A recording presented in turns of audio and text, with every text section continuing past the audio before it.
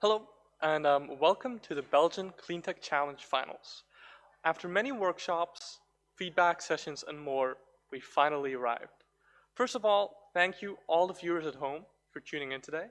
Also, all of our partners who helped organize the workshops, the juries who are here today, but also other partners like Broadcaster who've helped us set up this whole streaming setup.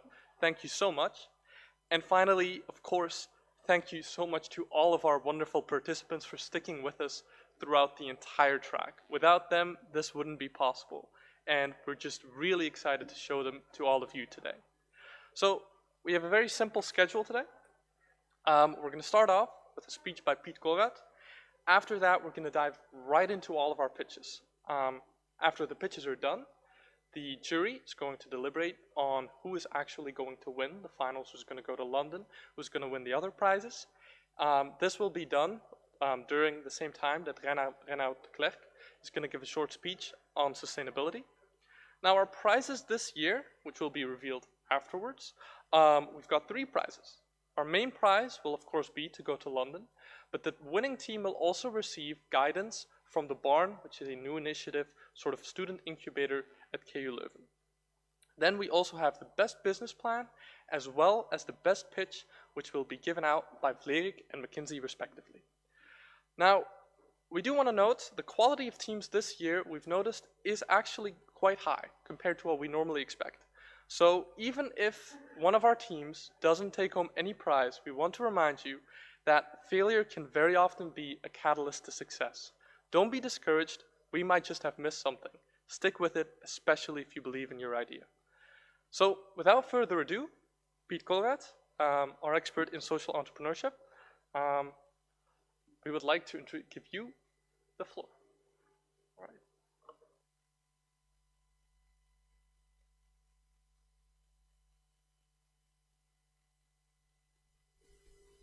Hello.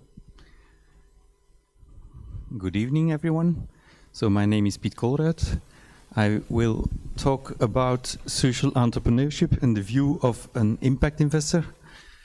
So CleanTech challenge. In fact, the 3 words, CleanTech and challenge. My story is a bit broader. It's also not only about a cleaner planet, it's also about societal issues like poverty, like other social issues.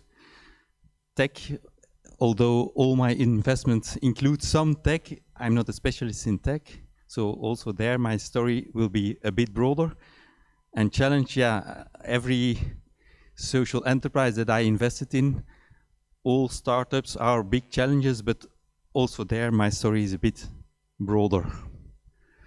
So if we look in general today to our society, and the title of the book we wrote is Allemaal Sociaal 3.0, so everyone social 3.0. It's about an operating system of our society. And so we think we need another system. So in a general classical system, we have the 3 big players who are a bit standing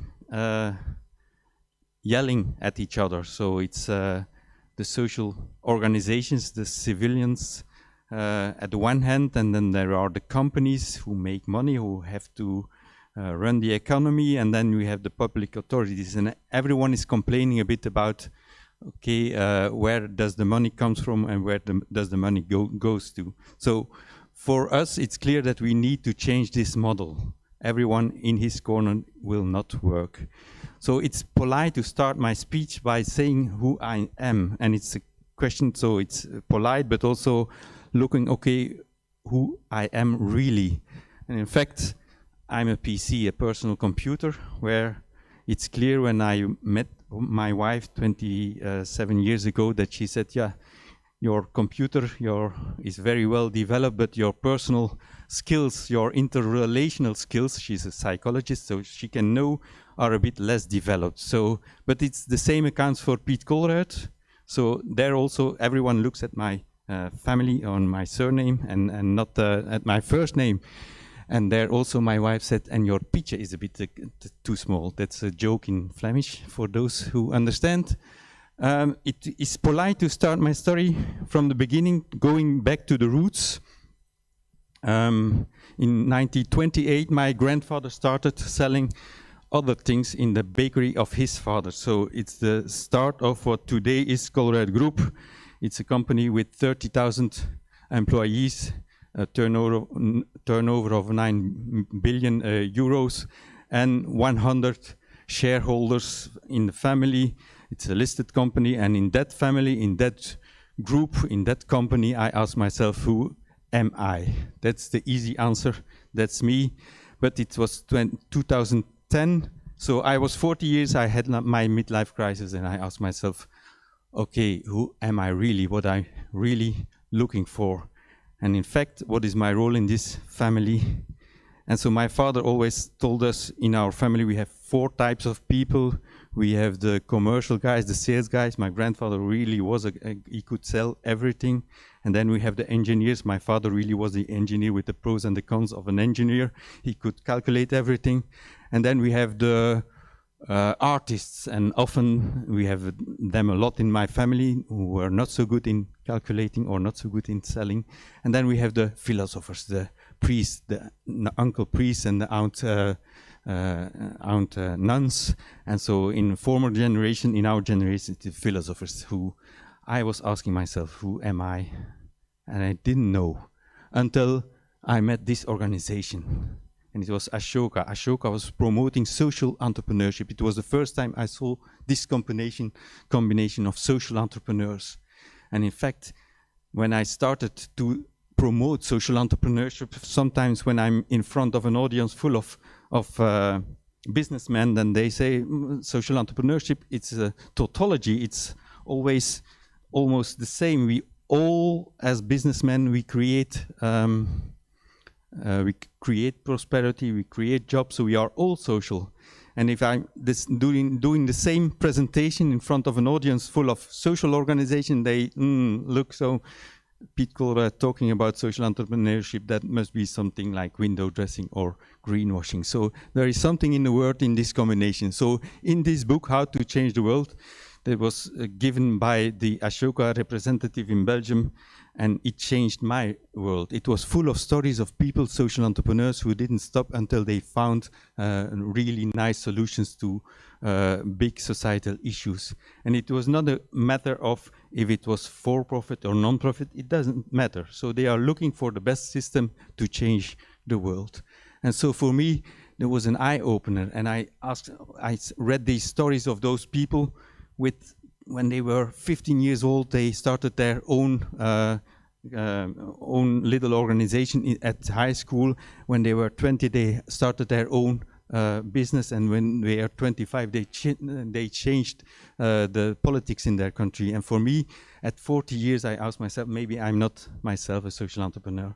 And I discovered impact investing. And impact investing is a bit the same, something between business as usual and doing good philanthropy, and so it's something in the middle. It's clear that what I will talk today about is something in the middle. And it's even more interesting, you see there is pressure from the left side, from the classical non-profit side, towards the middle, to make businesses more sustainable, to look for other income generating income. And so also on the other side, classical business as usual, you see the some pressure towards the middle. There is clear that you can't only write your company only for shareholders. No, you have to take into account every stakeholder. So there is a pressure towards the middle. And it's clear that classical non-profit organizations are at the left side and classical investments are at the right side. And there is a gap in between. And that's the one that interests me, and that's the one we are talking of today. Social entrepreneurship can be non-profit, can be for-profit, but always looking for maximizing impact. And investors are looking for investing possibilities, so they can't invest in non-profit organizations, they invest in for-profit organizations. And some of them are at the left side of this dotted line in the middle, others are more on the right side, but it's all looking for maximizing impact. I want to tell my experience about from 10 years, the last 10 years on social entrepreneurship and impact investing in Belgium. And I see 7 ways, always using the same spectrum from really non-profit to really for-profit. I think it's possible to do good and to do well, both in the middle, and there are different ways. So the first way is creation of social enterprises. So creation of, sometimes starting from a non-profit organization, but making it a more sustainable business model with other income revenues, and then you can try to make it sustainable. There is a market and you really can go a bit more commercial. The idea is, the first example I wanted to give is someone who started Ometer. It's in Burkina Faso, to plant trees, to build a green wall. And the idea is, if you work together with local communities, you can really make nice fight against deforestation. And it started, in fact, by a non-profit organization. Ondernemers zonder Grenzen had the idea, and they were working together with Ecosia, trying to plant more trees in the Sahel. And it's really nice, but it was difficult to reach the numbers, to reach the hectares they agreed with Ecosia. And then we made a for-profit social enterprise, Ometer, who is doing it 10 times faster. So with more money, more capital, we could do much more, and in fact have also more impact. So the whole idea is, if you can combine it, an integrated model with social and financial models, then you can combine it and make more impact. Second way to have more impact is if you look at these social entrepreneurs and you help them, you support them with financial and non-financial support to grow them, then you can scale the impact. Since the model is integrated, the more turnover, the more positive impact. So that's the second way of working and having more impact. One example is where sea rangers, it's also CleanTech space in that sense that the idea is many of the oceans are really national or big international parks with heritage on ocean life. And in fact, if you work with people, unemployed young people in those areas in Rotterdam, then you train them and you make some boats or sailing ships that are less energy consuming, and you train them to do more work in offshore wind farms and other conservation methods. You really create nice sea rangers, and it's a job that is really seeming to work. We invested the first 50,000 with our seed capital money, and then they are now in a second round, and then we invested with our next fund 200,000, but it's really growing into other countries also. It's a combination of technology, but also of a very new nice idea in a growing sector. So third way, not every social enterprise is easy to scale. Sometimes it's better to just start again and use the idea and copy and paste it and do it again. And that's what we did with another example where we used, okay, ESCO energy saving companies. Can we combine the idea and do it immediately on a level with some millions to invest in 75 elderly homes? So elderly homes often are, the buildings are the property of companies who are not really interested in making them less energy consuming. And so we combined and made the effort, and we proposed some measures that reduce energy with 30–40% by investing it as a third party. And it's very ideal, and it seems to work. And then we see also that also other banks are now going into. So ambitious social enterprises immediately make them a bit bigger. And so another way is, okay, classical businesses from the left side on this graph, or right side on this graph, try to make them more sustainable. So that's the fourth idea of scaling impact and having impact. The example that I wanted to give is Colruyt, where again, when I see when my grandfather started it, he had 9 children to feed. He wanted just to make money. I think it's the profit side that was maybe the first idea that came to his mind. And the second generation, my uncle Joe, he introduced the people side. So a business can only grow if people can grow. So there was a very focus on people also. And it's the third generation, my cousin Chef Colruyt, who launched the Green Line program, where he introduced this third P, the planet people. So it's going from the right side on this graph, on this spectrum, towards the middle. That's also, of course, a nice way to have lots of impacts. A fifth way is collaboration. Sometimes it's not necessary for social enterprise to scale themselves. Sometimes it's good that they work together with public authorities or with bigger companies.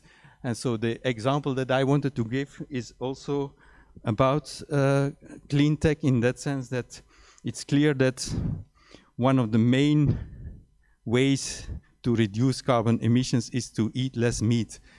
And the first person I met here is Ashoka fellow, it's Tobias Leenaert, who started to promote Thursday Veggie Day. And the idea is if we all eat less meat, it's good for the animals, it's good for the planet, it's a way to feed 10 billion people, and it's also more healthy. And so I invited him to Colruyt and to the Vlevico, Vleesviande de Colruyt, is the biggest butcher in Belgium. And I asked him to tell his story about reducing meat and how he saw the future when all meat reduction goes through. And I asked him what is the best alternative, and he talked about Oya, and Oya was a social enterprise in the Netherlands, really the best substitute for meat. And I asked him, okay, maybe we can look at it, and we invested in, and we see what he was telling us 10 years ago, that meat reduction is the meat consumption is going down, and this is really a nice a product that is doubling the turnover every year. So that's also opportunity. So having solutions for big societal issues are also business opportunities. The sixth way of having impact is system change. And what I call is sometimes it's also with non-profit organizations. So social entrepreneurship can also be non-profit. And if you look at often social entrepreneurs are a kind of indignados. They start by not accepting what is the current situation, the status quo. And so the example I wanted to give is in wind energy, where I met this lawyer, Roger Cox, 7 years ago, who started Klimaatzaak in the Netherlands with Urgenda. And we were investing in wind energy, offshore, onshore, in solar energy, and we could do many things, and it was going well. And we are combining doing good and doing well. But if I'm really a social first impact investor, I should admit that sometimes we need system change. And it was the idea of supporting Klimaatzaak, who started last week finally with the plaidoyer in Brussels, and I hope to win this case. The seventh way of having impact is combining all those things. If you look at, maybe it's just inspiring people by doing also or doing the same kind of things, and it's not that the good ones are at the left side and the realistic ones are at the right side of the spectrum. You can do good in all situations. You can do good in a non-profit organization, in a public service. You can do good in a big company. You can do good in a startup. And we will talk this evening about startups. That's the seventh way of trying to combine all those. And we can bring them together in one place, and that's what I started 2 years ago in Brussels. The Impact House is the idea of bringing together those the non-profit and the profits sector, the impact investor, the social first, and the finance first. So to end my story, I asked myself, who am I? And it was a joke with words about, and it's still the same, but it's important to think, okay, what is your own positioning? What gives you energy? That's very important to see. And it's okay to be on the left side of this dotted line or at the right side. Just know that all can do and work together to have more impact. So maybe I asked myself if I was maybe a salesman. I worked a commercial guy. Maybe I worked for 1 year in the supermarkets and I was not the best sales guy, that was for sure. And it's clear that I designed some supermarkets, but everyone who knows Colruyt and Bioplanet, it's not biggest architecture, so I'm not an artist myself. Maybe the third type, maybe I'm an engineer. No, in fact, this Bioplanet in Leuven was my last project. 70% less energy consuming than traditional supermarket, but it was not me who did the calculations, so I'm not an engineer myself. So last option, maybe I'm most of all a priest, a preacher, a PC, a promoter of co-creation between the left side and the right side, between the social and the for-profit sector, between the finance first and social first, so all together to maximize impact. Thank you.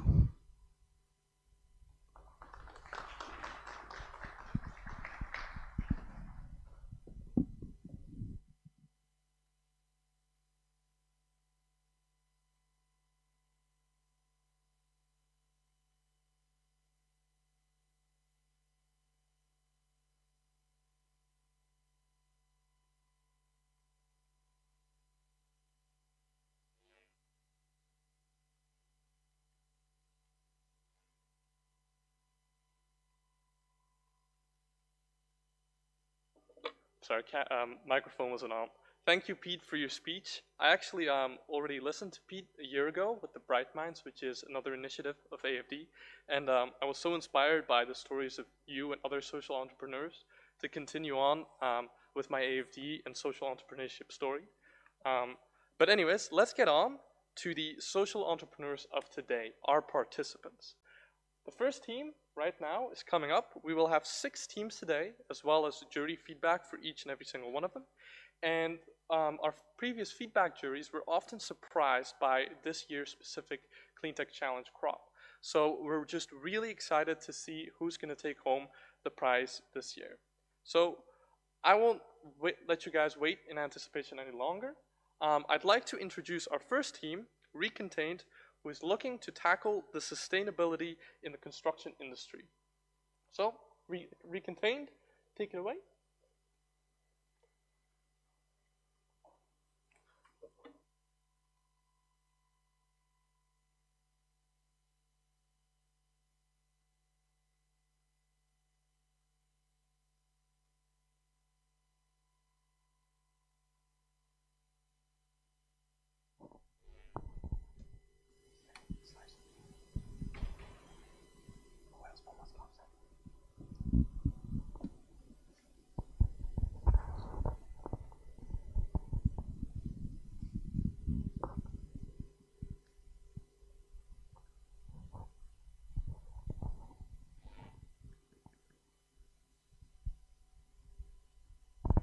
Good evening, everyone.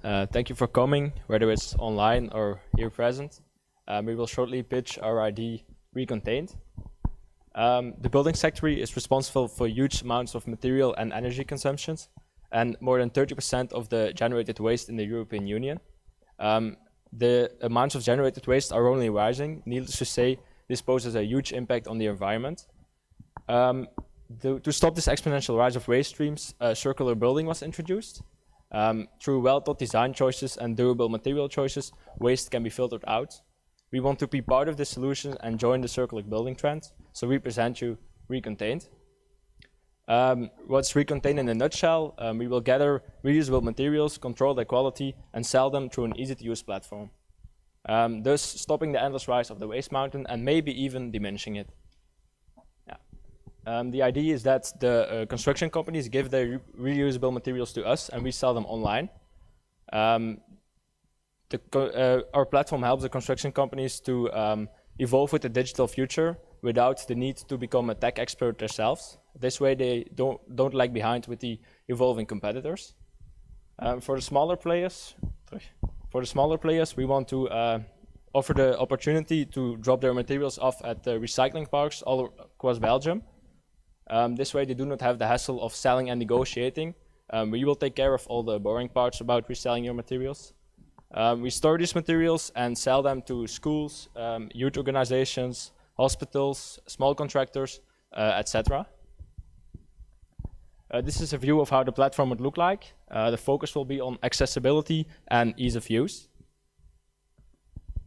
Now I'll go more into detail about our business plan.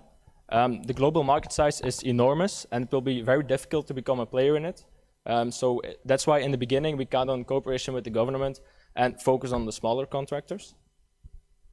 The strength of our weakness is the fact that we will make it much more easier for all the contractors to offer their second-hand materials without the hassle of the technological difficulties.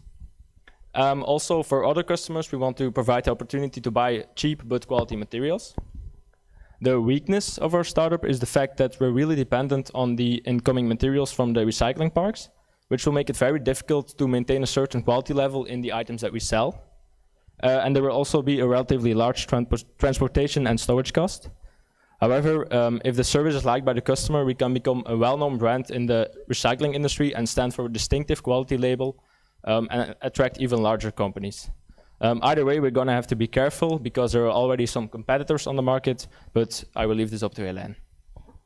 Okay, so on this slide you see the competitors. We have two major players in the market. First of all, we have Rotor DC. Despite the company is very similar to ours, we focus more on the ordinary citizen. With the recycling parks, we will gain more brand awareness. Then we have Opalis. The difference is that we have an easy-to-use platform and that we get the client in direct contact with sellers and buyers. Next to the competitors, we have the possible partners. We have Madaster, Retrace.io and the Vlaamse Overheid. Madaster keep digital passports of the buildings to easily recycle them. Then Retrace.io maps your waste stream and organize it. And then the Vlaamse Overheid, we will make use of them for the recycling parks. Then we go to the financial plan. On this slide, you see a three-stage plan. In the first stage, we will focus on the recycling parks in the bigger cities. In the second stage, we will expand to more cities and to larger companies. And in the third stage, we will expand to whole Flanders. On this slide, you see a select group of products because we want to focus on quality instead of quantity. For the startup, we need, of course, investments. For example, storage and transportation, the website and application, and we estimate it at 500K. For the investments, we need fundings from 500K. In the blue side, you see the fundings over the government, and in the red, it's our private fundings. Then, last but definitely not least, I will present you my team. We are 4 engineering students with 4 different majors. Our strong points are that we're very critical and technical thinking, as well as career-driven. Our major gap is that we have no financial knowledge nor experience. So on the left upper side, we meet Dries. He will provide the IT side of the company. Then clockwise, we have Jules. He will do the logistic, and then I will do the financial part, and Louis will secure the good relationships with the recycling parks and the companies. So thank you so much for listening, and I hope the next time we meet, it's because you want to buy or sell something on our platform.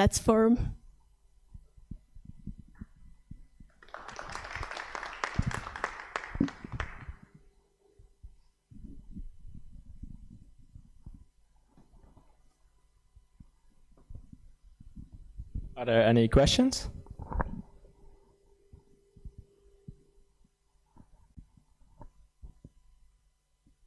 Yeah, I have a question. Can you go back to the slide about the I think you want to... There's a question from Yanni. Yeah, sorry, it's Joseph here. Can you hear me? Yes, now we can hear. hear you. Yeah, okay. Sorry, can you go back to the slide where you showed the types of waste you'll sell?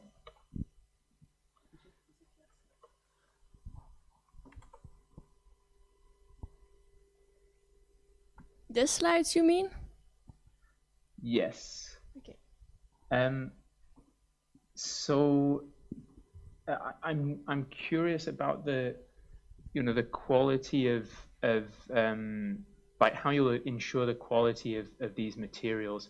I mean, things like chairs and carpets, okay, they can be removed by hand or whatever, but I mean, with a door frame or bricks or piece of wood, how will you ensure that the contractors don't cause damage to these equipment and therefore ruin the quality without taking more time and incurring more cost on the sort of contractor's behalf?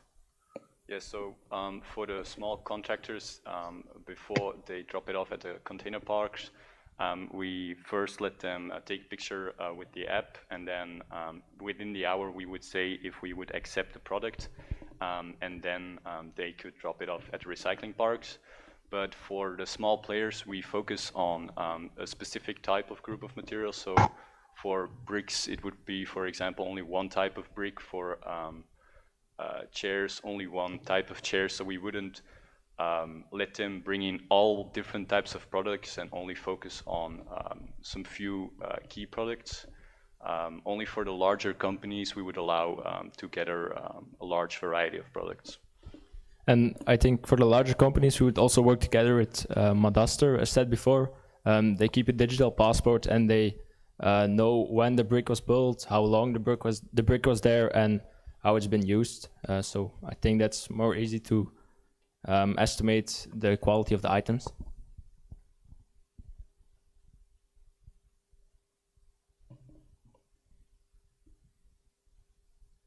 Are there any more questions? Yeah, let me continue maybe to build on the previous question. But how do you? I mean, I think at a certain moment you said like we're going to focus more on citizens rather than the larger industrial. But what can you tell me exactly what is how your system works differently than what people can do today already at a container park? Conceptually, when you bring in your stuff, you clean your cellar and you drive it to the container park, you can separate already in many and diverse ways. So what are you going to add as value to make sure that people use the container you've installed there and not just bring it to any other destination? With us they can their materials can reused, and so we offer them a part of the price. So they have an account in our platform, they take a picture. If it's good, they can send it to our at the recycling parks, and we keep track of that material. So we have like QR codes for every package, let's say, and it will be connected to their accounts. So then they can see if their items have been sold, and so they get a percentage of the price as we sell the product. So they can, when they give us those materials, they can get money for it instead of paying for some of the materials they need to throw away at the recycling parks. Okay, so the incentive for the people is that there's a certain compensation for them doing the effort to start with, to have your app, to do the picture, you verify the quality, you say yes, you can bring it, and then there is some subject to the selling of the material, the reselling of the material. Is that a condition for people to get a compensation, or? Yes, I think it's also because you give them a percentage. Normal people, it costs more. It costs more time for them to take it brick by brick their wall, and it's good for the material, for the environment. But most people think, I don't have the time to think about environment. I mean, time is money. So that's why we give them also a percentage of the price money so they can think more about the environment. So normally they would need to pay to get their waste removed, but we see their waste as a product, and we earn from their waste, and they earn from the waste themselves. So it's a win-win situation for both, instead of that they need to pay to get the product removed. I still have one question, because if I understand it well, crucial are the recycling parks. How far are you with discussing this with the Vlaamse overheid on appetite and openness to this? The focus in the beginning is mostly on the recycling parks. When we're a well-known brand in the recycling industry, we want to attract larger companies, because then the in-stream of materials will be much higher and we can select more quality materials. But we didn't talk to the Vlaamse overheid yet for putting a zone in the recycling parks. We didn't.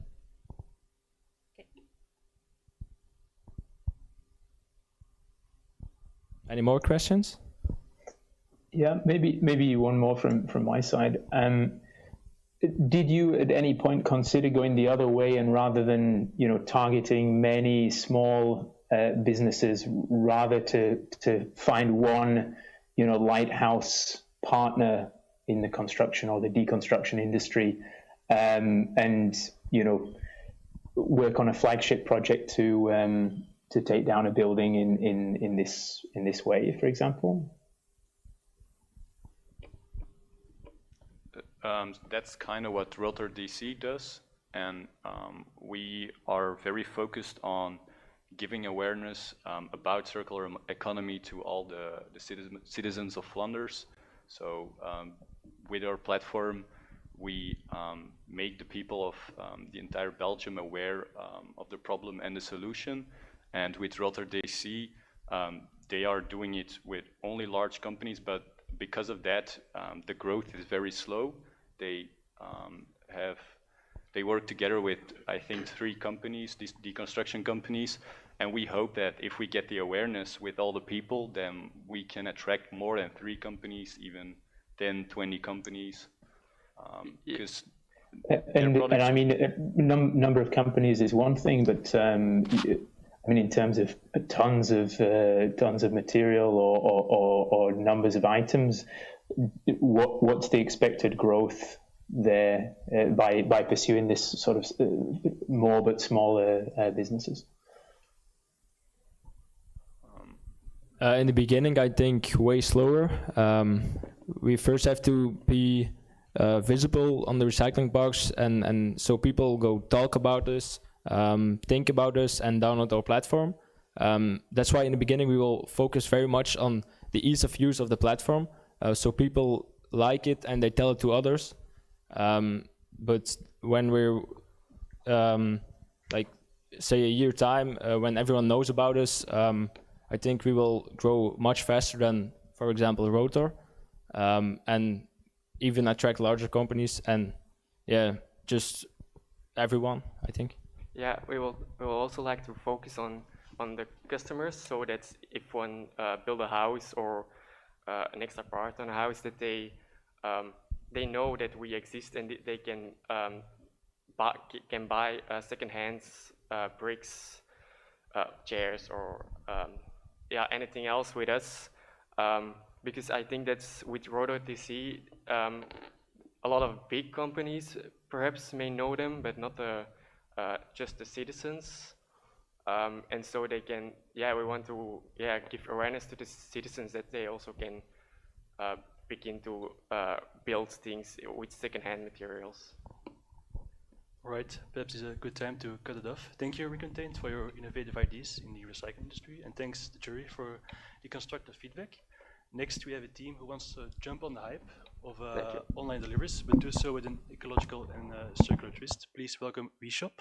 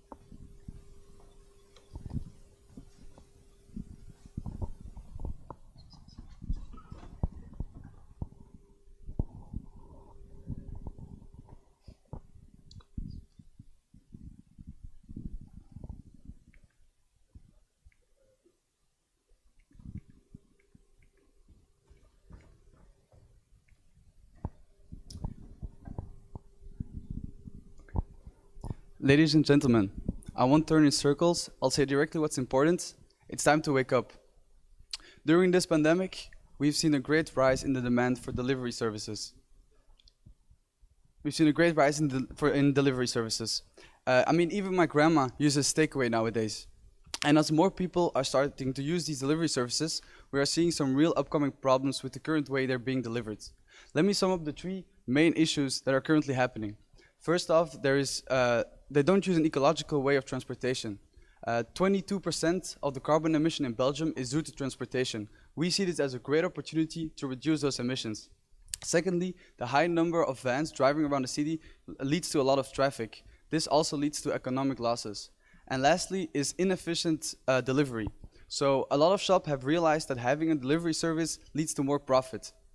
For big companies, this is doable because they can put a budget aside for it. However, smaller businesses struggle with this. That's where we jump in. Because after they've downloaded our app, they're ready to start working with us without any cost or any extra effort. So who are we? We are WeShop. We are the future of sustainable and ecological deliveries. In a nutshell, we will bring the goods from the store directly to the customers, and we will achieve this through our drivers and our e-bikes. Let me give you an example of what it would. So ordering from us is really simple. You order before 8 p.m. and the next day the driver brings the goods directly from the store to your house.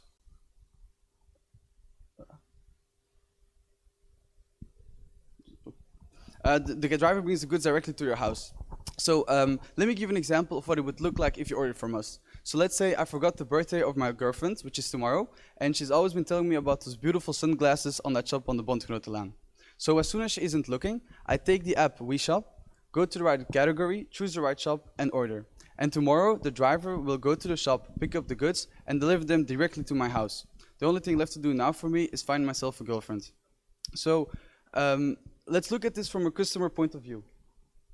So in contrary to our competitors, our customers don't pay any extra cost for the product. The only fee they have is a delivery fee, which consists of a €3 fixed added cost and 75 cents per kilometer the driver has to drive from the store to the house. Now, you might ask, well, how do you expect to make profit from this? Well, actually, it's quite simple. So let's use the example of the sunglasses we just used. So first off, we take a 7% commission from the store, from the product price. And then, as mentioned before, the €3 that the customer pays, 2 of those will go to WeShop and 1 of them will go to the driver. And then the 75 cents per kilometer will also go to the driver. Okay, so we still need to turn this beautiful idea into an actual company. So this is our simple plan. We are going to start off in a prototype phase, move on to a startup phase, and finish off with a scale-up phase. In this prototype phase, you can consider this as our minimum viable product. We will be doing everything by ourselves. That means that our entry costs are very low. Our goal in this phase would be to gather as much feedback as possible, as quickly as possible, so that we are more confident to move on to our startup phase. For the startup phase, we are going to need an initial investment of a bit over €205,000, of which the first half would go to buying our first e-bikes and developing an app, and the other half would go into covering our fixed costs for the first 10 months. In this phase, we also expect to pass our break-even point, meaning that WeShop officially turns over a profit. Our goal in this phase is to capture the entire market for one large city and prove to possible future investors that we are a company that they should keep an eye on. And we are going to need those investors to move on to the next phase, the scale-up phase, the juicy part. In this phase, we will be looking to scale throughout all Belgium, maybe even internationally, and depending on how fast Elon Musk is, we could consider going interplanetary. Now, for these big plans, it is important to have a good expansion plan.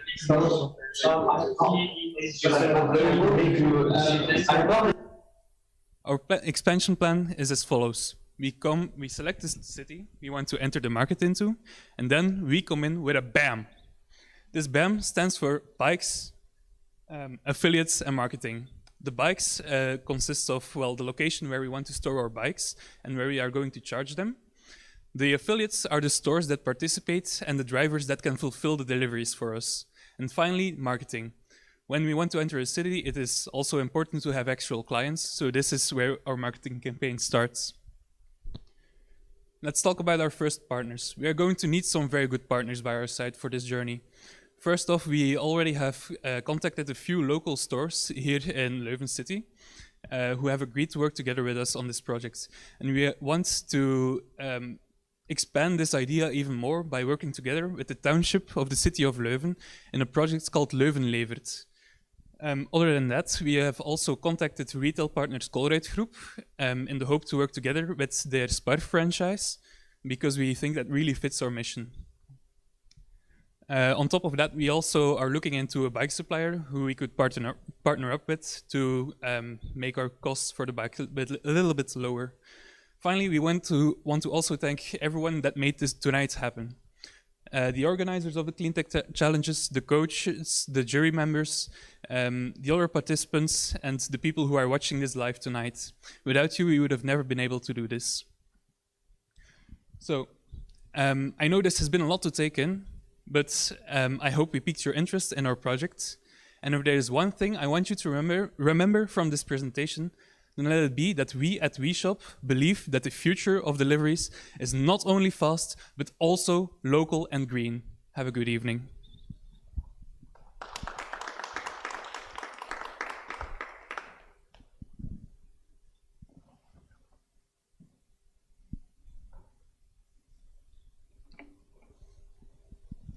Maybe, can I ask a question? Me? Yeah? Yes. The example you gave and 7% of the margin from the shop owner, and then giving the example of a food retailer is a bit difficult because the margins are a bit. So have you thought about which kind of shops are the best combination? Well, we are hoping to do a bit of everything. We are trying just to be a simple platform to allow just any local shop, basically, that except for restaurants, because that's already covered by someone like Takeaway and Deliveroo, that sort of stuff, because, yeah, well, we deliver the next day. But other than that, basically anything goes. On top of that, we have done a list of questions which we have distributed in Leuven to ask our customers which products they would likely buy from the shops. And so we have some information, we have a little bit of idea of what would appeal to the customers and what products wouldn't appeal to the customers.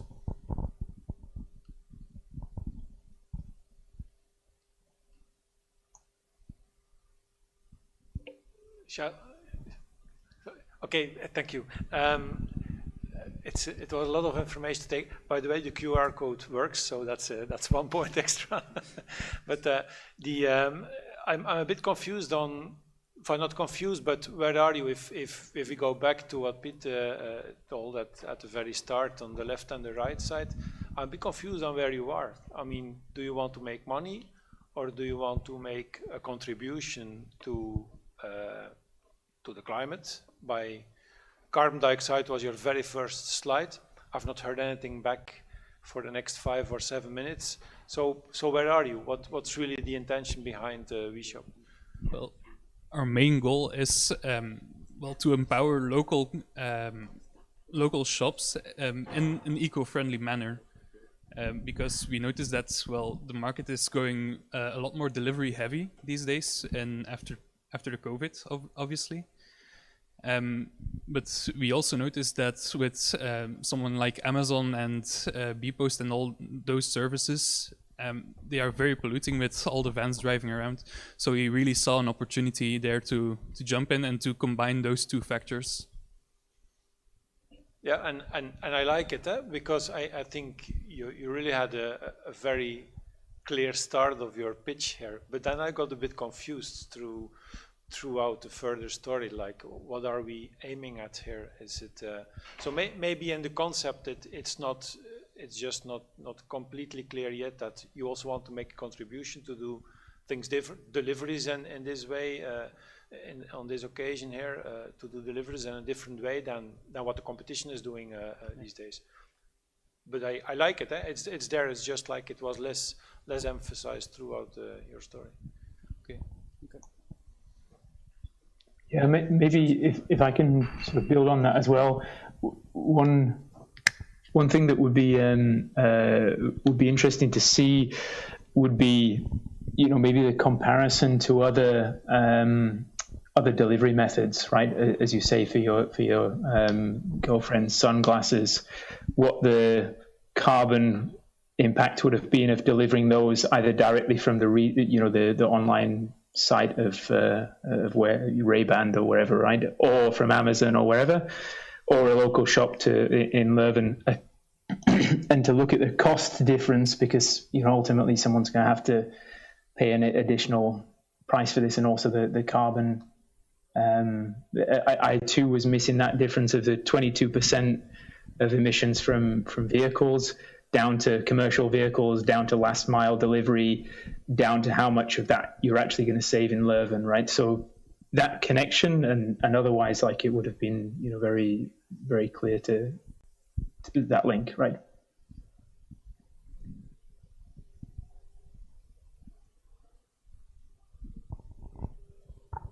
Well, we have looked for for more specific information to have a more clear goal of what our impact would be. However, as far as we have looked, we only saw the info for the whole transportation, not only for commercial uses and the specific uses that we want to combine, but we have so we don't have a clear estimation of what our impact will be, but we definitely know that it's going to be a lot better to use it on an ecological and sustainable way than the current way that they're being used right now.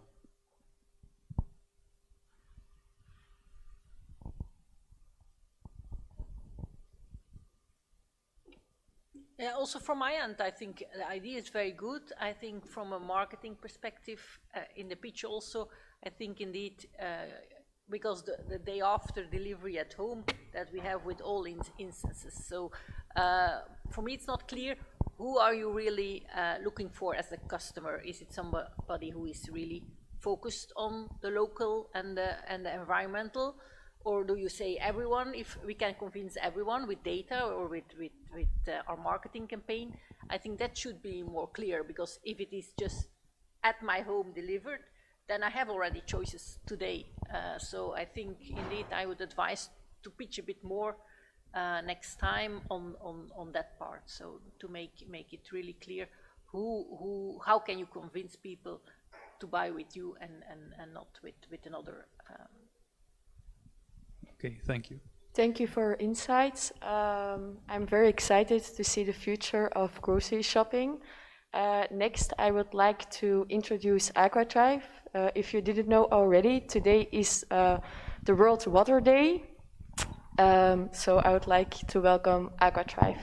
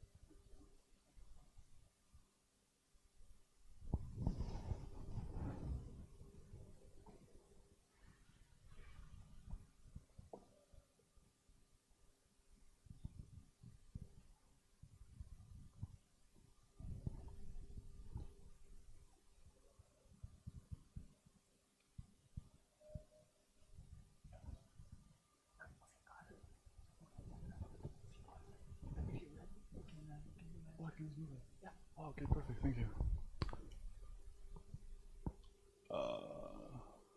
Am I going the wrong direction? Okay. Okay, super. Well, good evening, everybody. My name is Patricio, and I'm extremely happy to be here today to talk to you about AquaDrive. Now, let me make you a question. What will happen if we run out of water? Is this a question for the future or a question for today? Well, data says that it's a question for today. As a matter of fact, Belgium is the third worst country when it comes to water shortage. And that's what Mr. Blaze understands. Mr. Blaze has a family with a house and a rainwater harvesting system. He has a wife, an environmentalist wife, and 2 children that he loves. But he has 3 main problems. The first one, he understands the severity of water shortage for his generation, but most importantly, the future ones. Also, the bills for water are all the time getting higher and higher. And lastly, saving water is boring. So it's difficult for him to engage his family to be part of this solution. And that's where we come. In a nutshell, we want to be for water consumers what Strava is for runners and Duolingo is for language learners. We want to provide a platform, community-based platform, where the users can track their progress and share it if they like. This in order to reduce the bills and, of course, reduce the water consumption. Our product consists of 2 sensors that are connected in the main pipe and the rainwater harvesting system. And our users interact with them thanks to our platform. Now, I will walk you through our platform. First, our user gets notifications, for instance, if a leakage was detected by our system. Then, we display a summary of their water consumption and the rainwater harvesting consumption, hence the water that they're saving, and also how much money they're paying due to that water consumption. Then we design the Aqua Challenge, where our user will be able to see how much water they're saving in a time span of 7 days, and they will be rewarded with points because of their saving. Here we can see how one of our users is sharing the Aqua Challenge with her children, and also is following other Aqua Challenges of other families that are their friends. Then they have a roadmap so they can visualize their progress, their milestones, their effort that they're doing. And last but not least, we provide them with tips and tricks so they can know how to be better in an Aqua Challenge, and of course, how to consume less water. Our market, our TAM, is of 410 million euros. Our SAM is of 15 millions, and our sum is of 1.64 million. This is where AquaDrive stands in front of our competition. As you can see, these are our main competitors, and we're similar to them when it comes to leakage detection and bill estimation, as well as real-time analysis data. Our differentiator, our competitive advantage, is when it comes to our community-based experience and rewarding the effort of our users. Of course, we're very concerned with the environmental impact, and that's why we decided to align with the 6th goal of the Sustainable Development Goals of the United Nations. We're estimating that a family of 3 with an Aqua Challenge will be able to save 16,000 liters of water extra per year. What will this mean in terms of their finances? Well, about a 15 to 25% reduction in the bill. Our business model consists in a one-time purchase of 164 euros and 125 in case that you don't have a rainwater harvesting system. Our return of investment is 1 year, and this will be fulfilled with the reduction of the bill due to the Aqua Challenge and the money saved due to leakage detection. Our gross margin is of about 50%, and our proof concept is estimated to be 30,000. We are estimating an R&D of 150,000, which will be covered with our first 2,000 sales. This is our sales projection for the following 5 years in quarters. You can see that we are planning to start with sales of 200,000 in 1 year and a half, and then after 5 years, we're estimating to reach 1 million euros in sales. Our financial plan, we're aiming to to get funding for €500,000, and we are aiming to target 3 different places: grants, debt financing, and equity financing in these portions. How does our future outlook look? We want to start with Belgium due to the increase in the industry of Internet of Things and smart water sensors, and as well because of the regulation in Flanders that stipulates that new house owners need to have a rainwater harvesting system. Then we're moving into the Netherlands due to their affinity for environmental issues, and lastly, we consume it in Europe. Our future partners, water suppliers, rainwater harvesting companies, and IoT companies. Of course, as well, research institutes in terms of water and rainwater harvesting. This is our team. We're a team of 2 engineers and 2 business students. And, as I said in the beginning, we envision thousands of families saving water due to AquaThrive that represents millions of liters saved by a community in an engaging way together. Thank you very much, and enjoy your night.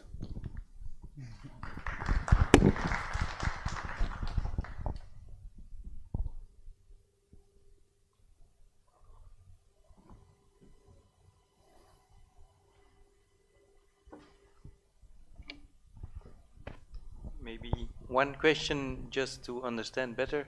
There is the app or the application, the software, and there is also an installation at your home, or? That's correct. And that's the cost of 165 euros. Yeah, so we're estimating to charge our users 165 euros for 2 sensors. One goes into the main pipe of the water supplier, and the second one goes into the rainwater harvesting system after the pump. And then we connect them through their sensors with our application. Okay.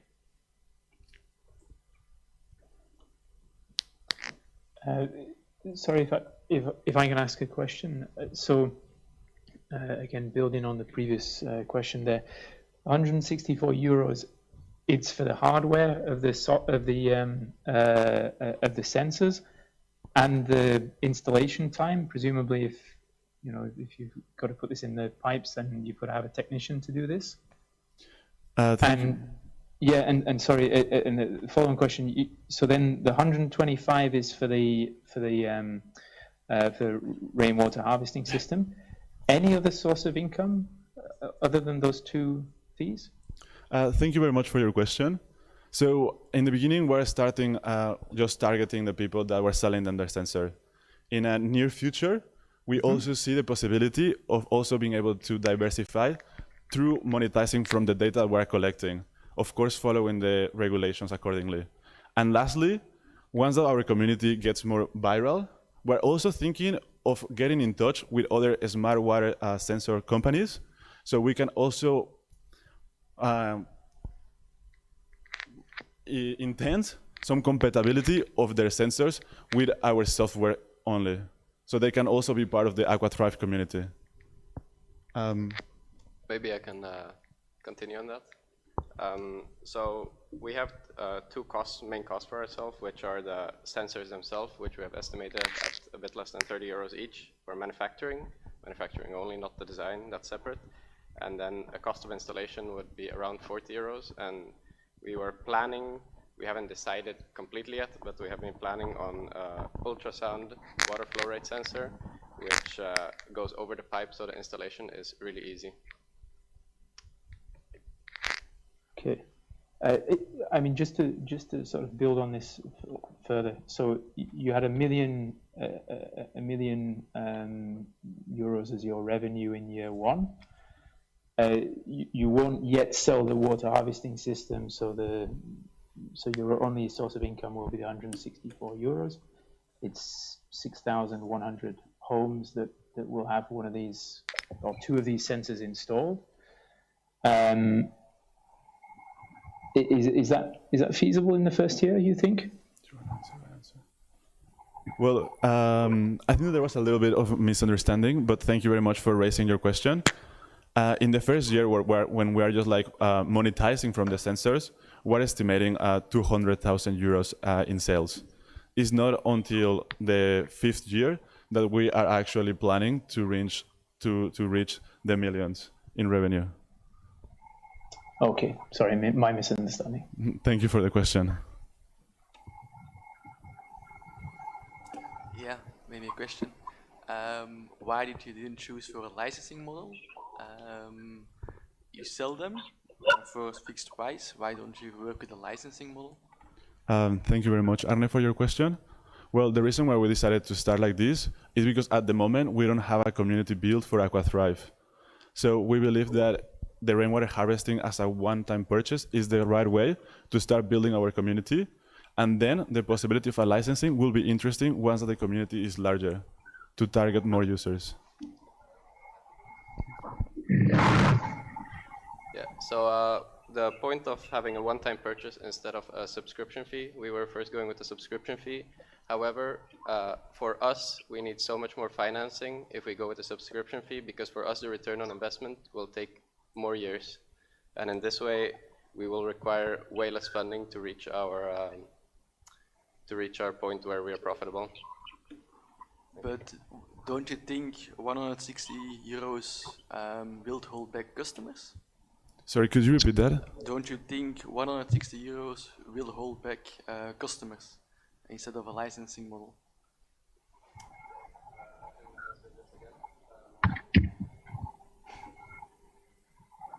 Oh, okay. Yes, so people are required to build this rainwater harvesting system, and they're spending, the average on spending for this is between 4,000 and 6,000 euros to build this rainwater harvesting system.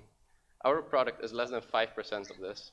So people, they're building this and they're being offered, you know, would you like to buy this kind of thing to track actually how much you spend from your rainwater harvesting and how much you track from this and how much you're actually saving with this.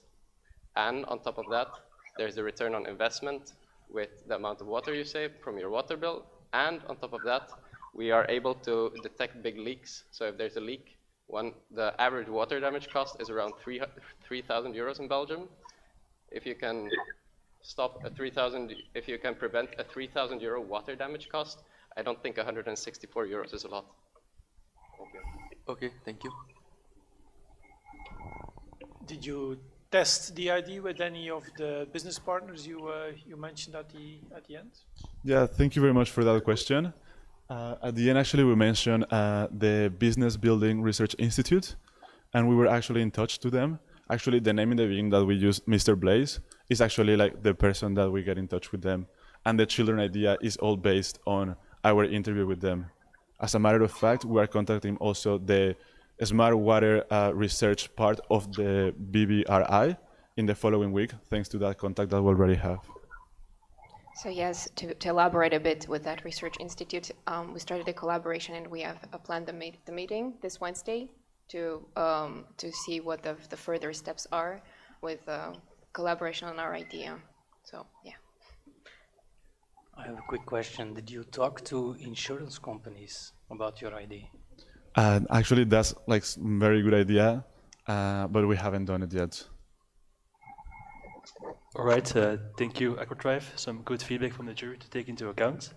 To stay on the topic of water, our next team, Filter for Fiber, will address the need for novel filters to tackle the microplastic problem. So please welcome Filter for Fiber.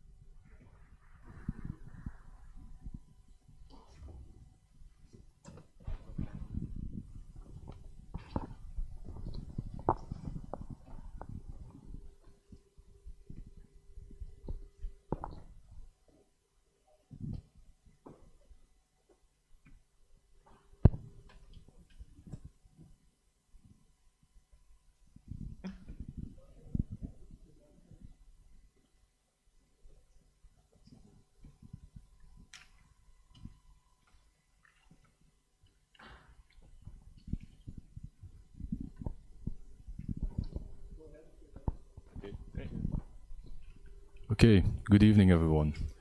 31, 62, 93, 124, 155, 176, 210, 230, 270, 310.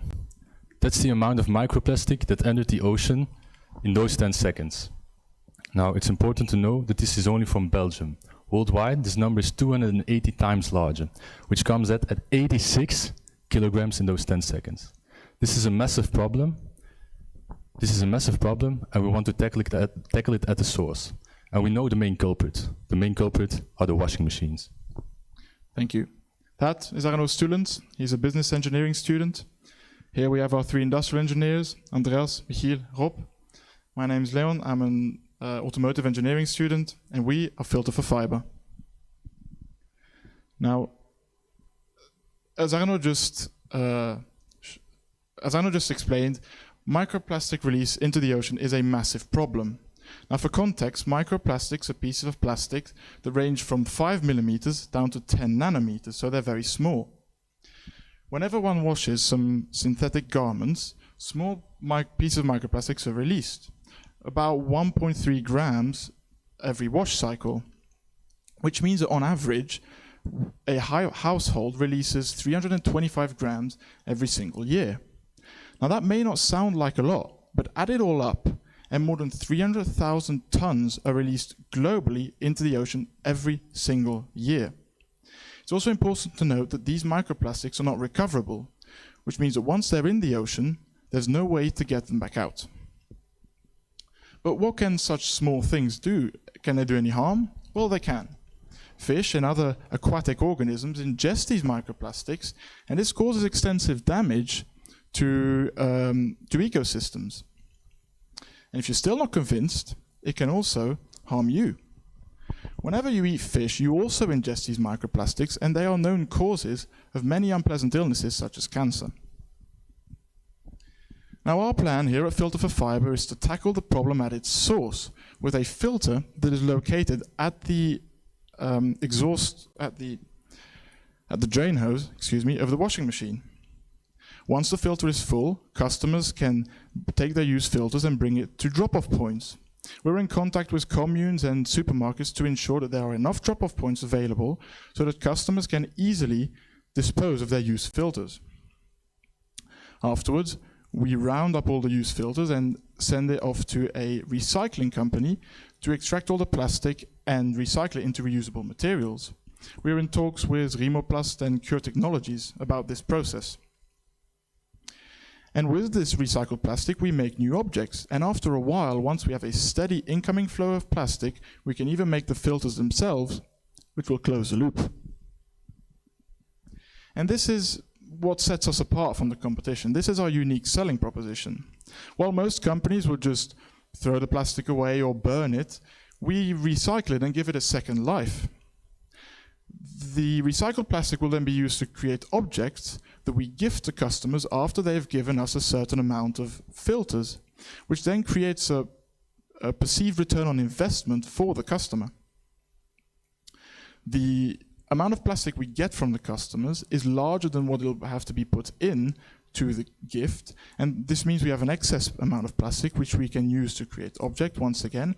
This we can sell, which will give us a recurring revenue.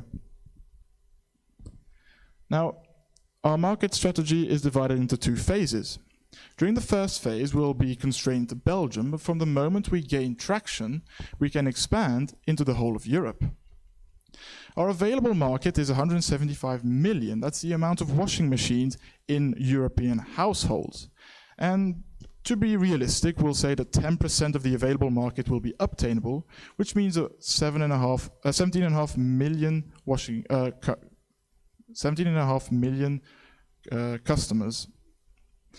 And as you can see on the left, that's our revenue growth rate.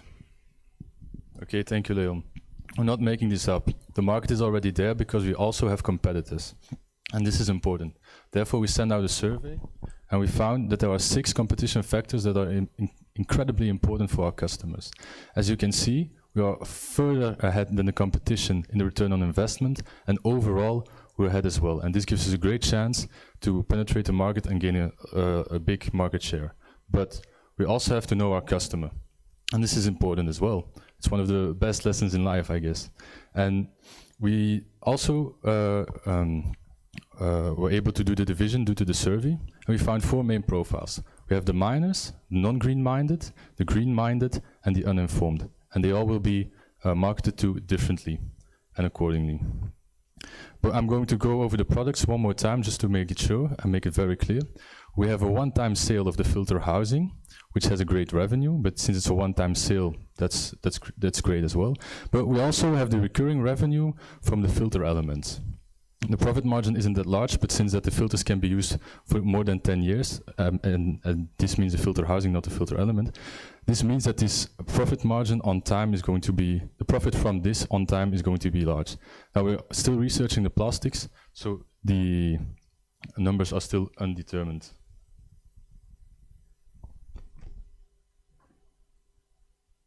My bad, sorry. Here we have a little bit of financial information. As you can see, we have a positive EBITDA and a positive free cash flow from fiscal year 1 onwards. This means that we're going to be profitable very soon, and this way we can also pay back our investment in less than 2 years. Now this is important because this allows us to use the cash from fiscal year 3 and 4 to use this for the expansion in Europe to gain even more, to gain even a higher EBITDA and free cash flow. Which brings us to the last slide, the use of proceeds, where we need 59,000 euros to start, and we need roughly 40,000 and a little bit more for fiscal year 1, 2, and 3, and this allows us to start. We want to thank you for your attention, and if there are questions, we are happy to receive them now, but the counting from the beginning didn't stop. And since we started, already 5.2 tons of microplastics have been dumped into the ocean due to the washing machines. We need your help. Thank you. Thank you.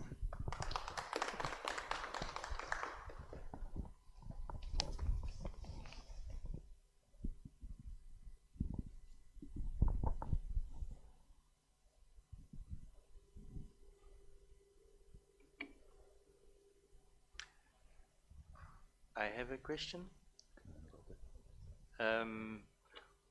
Why the manufacturers of the machines don't integrate them in the machines? Well, it's going to be a law in France in 2025 that it actually has to be in the washing machine. However, this is still a long time, and there are going to be a lot of washing machines till then that still need the filter. But we are for the intermediate period between where there is the part that's necessary, it's mandatory, and the washing machines that don't need to have this filter, since it's only built in since the law is only for built-in washing machines that are new. It's also important to note that washing machines have a relatively long life cycle. People don't change washing machine like they change a phone every 2 years. So our market will stay open for relatively long, even when this law passes in 2025, where new washing machines have to have this filter incorporated.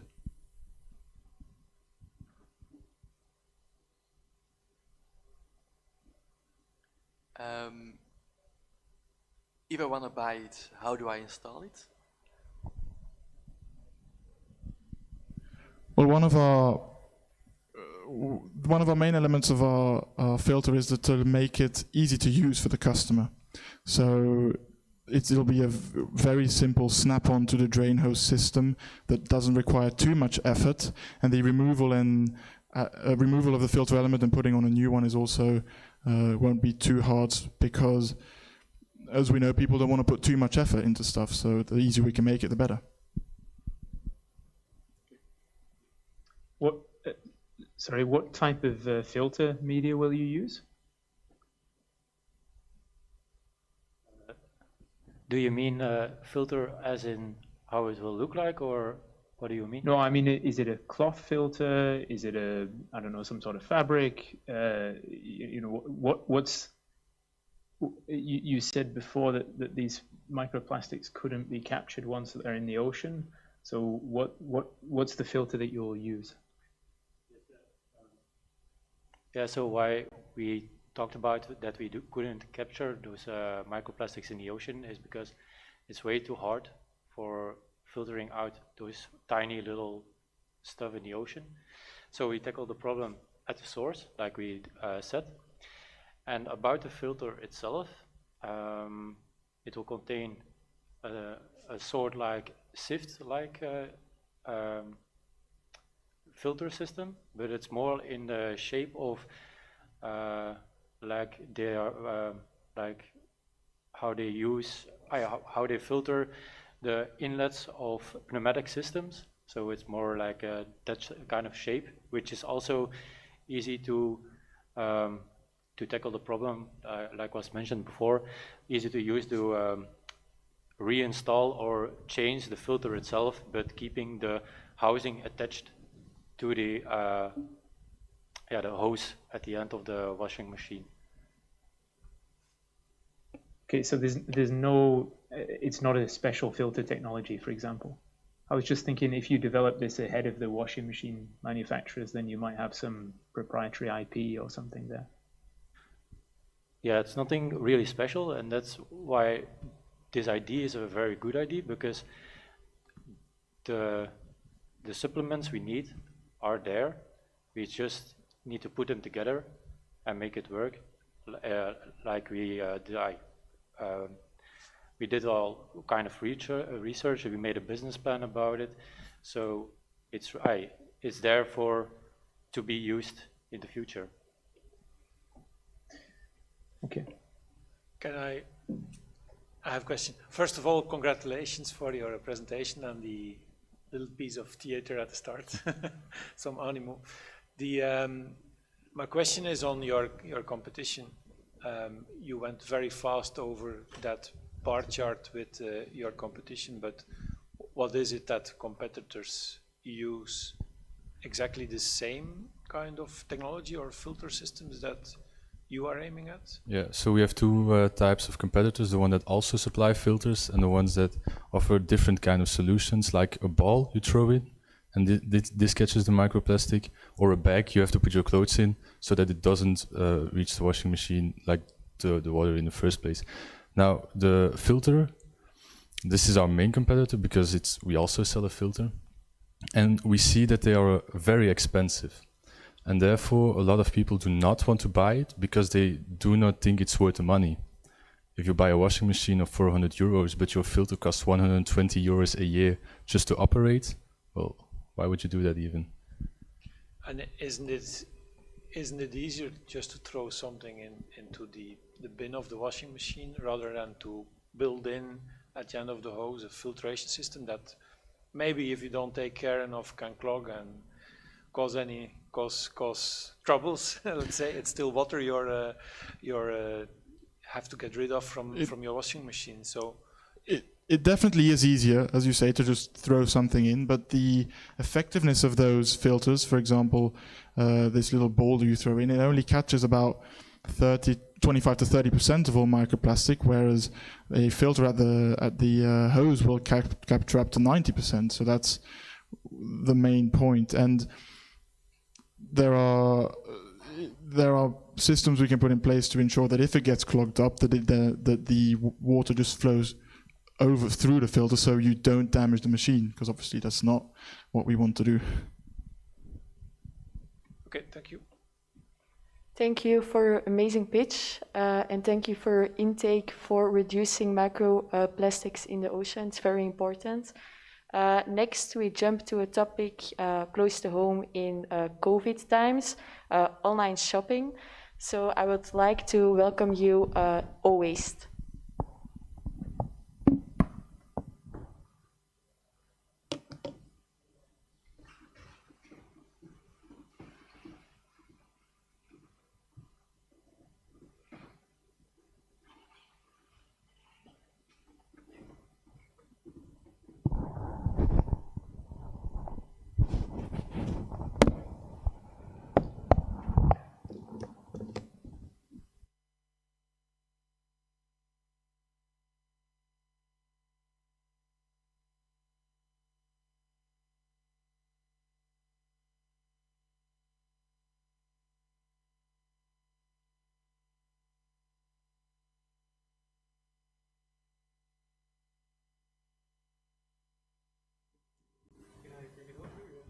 Yeah, if you're in the room, so grab your mic. You have the whole floor until the orange line. Okay, perfect.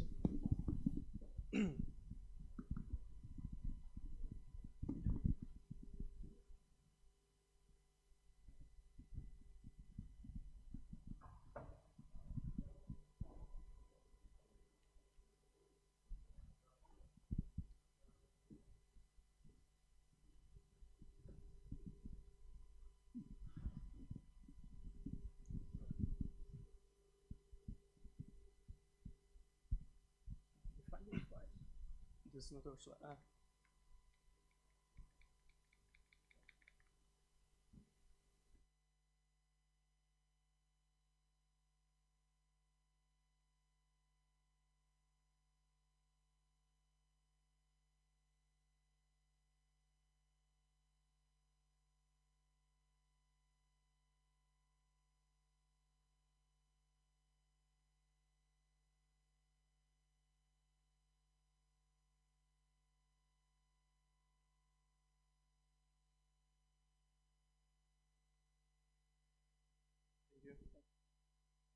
Okay, so good evening everyone, and welcome to the new normal.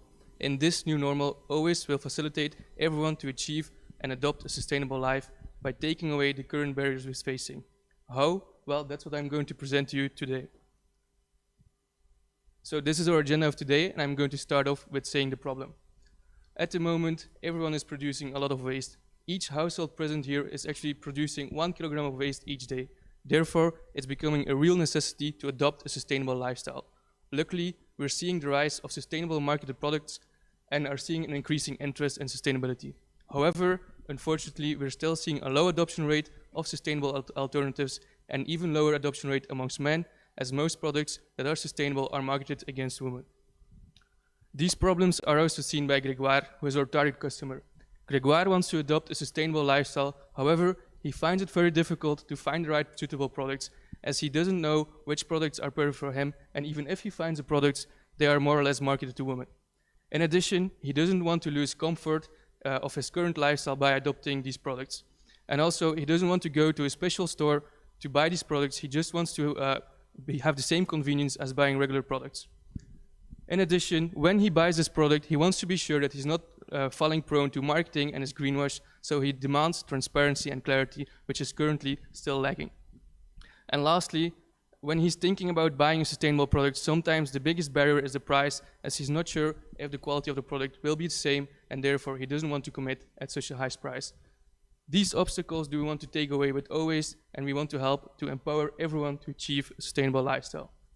Our product will look like this: a box filled with sustainable products, such as, for example, personal care products, such as shampoo in solid form. You can buy these products on our platform by first starting with selecting a category such as personal care. After which, you will be able to choose between a discovery box or a regular box. The discovery box is a formula which is offered at a lower price and consists of a box filled with samples of these sustainable products, which will allow you to discover new products at a lower price without having to make the full commitment. If you like these products, you can then buy them on our site. Each product will have a detailed description why it's more sustainable than a traditional form. This will start with qualifying why and how it is sustainable, and we want to develop a kind of CO2 metric which shows how much CO2 you're saving, so that you are clear what your impact is. Your product will be delivered via Cargo Velo, which is a sustainable delivery service, such that our complete supply chain is sustainable. On the right, you can actually see Grégoire again receiving his product. But the customer journey doesn't stop here. We created a community on which Grégoire can share his interests and ideas on sustainability to adopt a sustainable lifestyle in all aspects of his life. Our business model allows for a triple revenue stream model, as we get revenue from our boxes, one-time purchases, but also from paid promotion, which will be offered to suppliers, but at a limited amount, such that our customer is not overwhelmed. At the moment, our boxes generate 49% in gross margin and 10% of EBIT margin. We conducted a Tam-Sam-Som analysis and derived, based on our target profile, that the serviceable obtainable market of OWIS is around 4.5 million in annual revenue. This market is also rapidly growing, driven by three main factors: the growth in e-commerce, the growth in the personal care segment for men, and the growth in the interest for eco-responsible purchases. There are already some competitors active in the market. However, we believe we can achieve a market share in this market as we will focus on convenience by offering the seamless shopping experience and a discovery box, and also focus on transparency by being very open on how we think these products are sustainable and sharing this with our customers. In addition, we will create a customer lock-in by creating this community platform and feeling. Currently, as an e-commerce brand, we focused on achieving an online presence, and we have built a landing page and built a Facebook and Instagram page that gathered already some following. During our pilot test, we already sold 30 of our boxes, and we actually noticed that there is a lot of interest in our products, as 78% of the people we surveyed were interested in O-waste, and 30% actually left their contact details to be contacted when we are selling products again. As I said, at the moment we halted our purchases or sales to further develop our business model, but we aim to start our business in July by focusing on the men's personal care segment. After which we're going to expand to other products, and also we're going to focus on couples by offering a duo box which will have male and female products in. Of course, the startup is nothing without its complementary team, so let me finish this presentation by introducing our team. Marvin is currently studying international management and strategy and has a real tech geek interested in these tools who will allow us to build our platform and our e-commerce site and help us scale. Fabian is currently studying civil engineering with a focus on supply chain, so he will make sure that your box is delivered at your door at the right time. And we were recently joined by Julian, who is going to help us further with business development. I'm currently studying Master of Financial Management at Vlerick, so I'll be perfectly suited for the financial and sales side of the company. And we are also coached by Professor Zeynep Erden, who helps us develop a winning strategy for our company. With that being said, I would like to thank you for your attention and open the floor for any questions.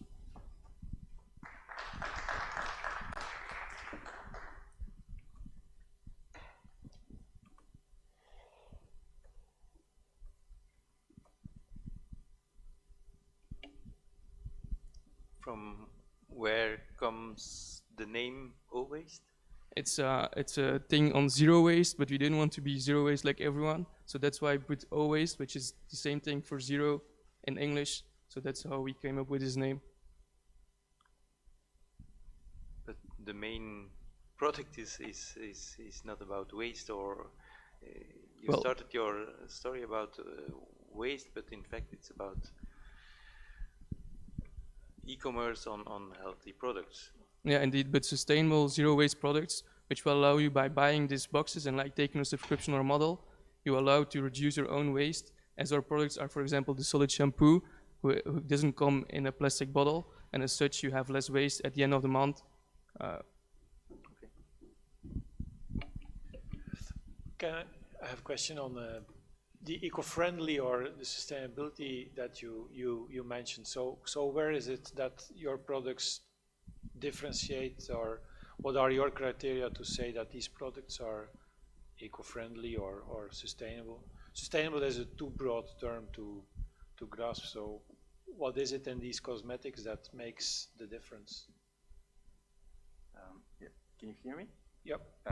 It's a good question. So actually we currently use we have an Excel sheet where we clearly define the different criteria and certification that the supplier needs to have. So for example, vegan cruelty, plastic-free products.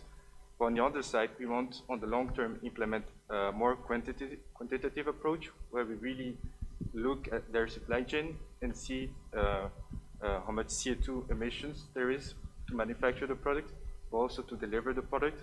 So that's also why we only focus on only European products, because we really want, first of all, allow the Belgian people to discover all the European products, but also make sure that we limit our CO2 emission when we get delivered.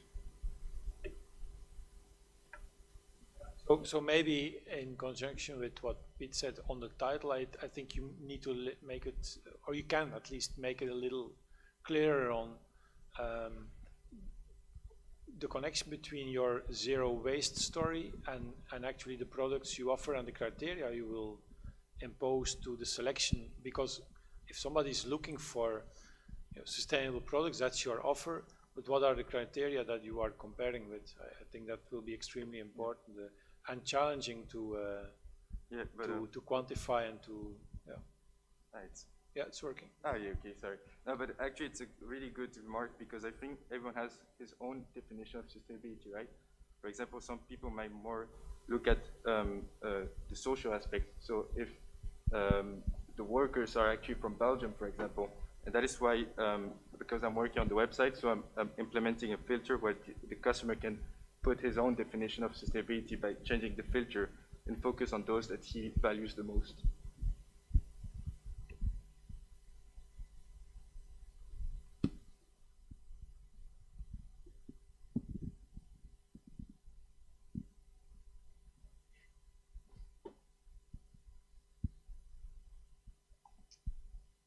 Maybe just a question on the distribution. Then you said that you would deliver by cargo bikes. Are you targeting just a small area then, or you'll have several distribution centers? How will you make that work? And yeah. Yeah. So thank you for your question. So Cargo Velo is currently present in the biggest cities in Flanders and Brussels, Ghent, and Antwerp, and they like the last mile delivery. It's done by their bike service, but they have also a cargo van which is electric that drives between the big cities. But of course, if you live in a more rural area, we would still need to make use of traditional services such as like the Post or PostNL. But we are seeing that these companies are also transitioning towards a more sustainable approach, as it's just the right thing to do and you have to do it. But of course, when like other delivery systems with bikes stand up, like WeShop, for example, when they become really successful, we could help them as well as a partner. And will you, again, sort of considering the name of the company, will you like give offset programs for those, like, let's say, fossil fuel deliveries? Yeah, thank you for your question. What we actually have in mind is that we want to take X amount of our revenue and start making our own tree farm inside of Wallonia. And we were thinking about this solution because we thought it was also a good idea to motivate and collaborate with our customers for them to come with us and go hand in hand and go plant some trees together and really get into to the dirt and do some work that is also good for the planet. And so that's where we also want to leverage the community platform, because we do believe that if we listen to a customer, I'm sure that we will find the right solutions to offset those CO2 emissions. Mm-hmm.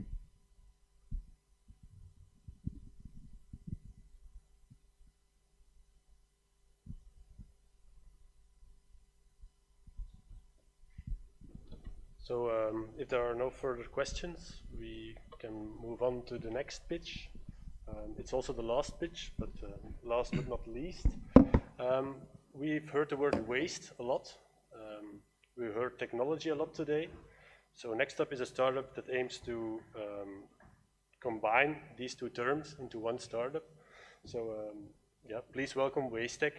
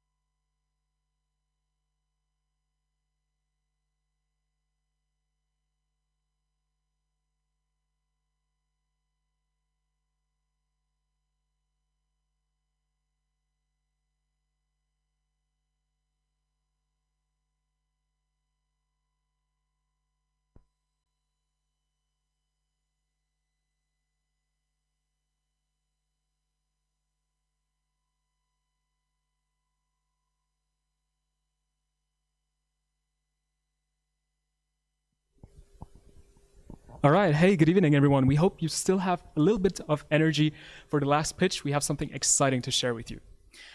Now, I think we'd all agree that food waste is a problem, right? Not a fact. Exactly. Now, let me tell you the story of Jens, who you see in the background of the photo. Jens is working at Carrefour, and he is responsible of reordering food. More specifically, he's responsible of reordering perishables, so vegetables and fruits.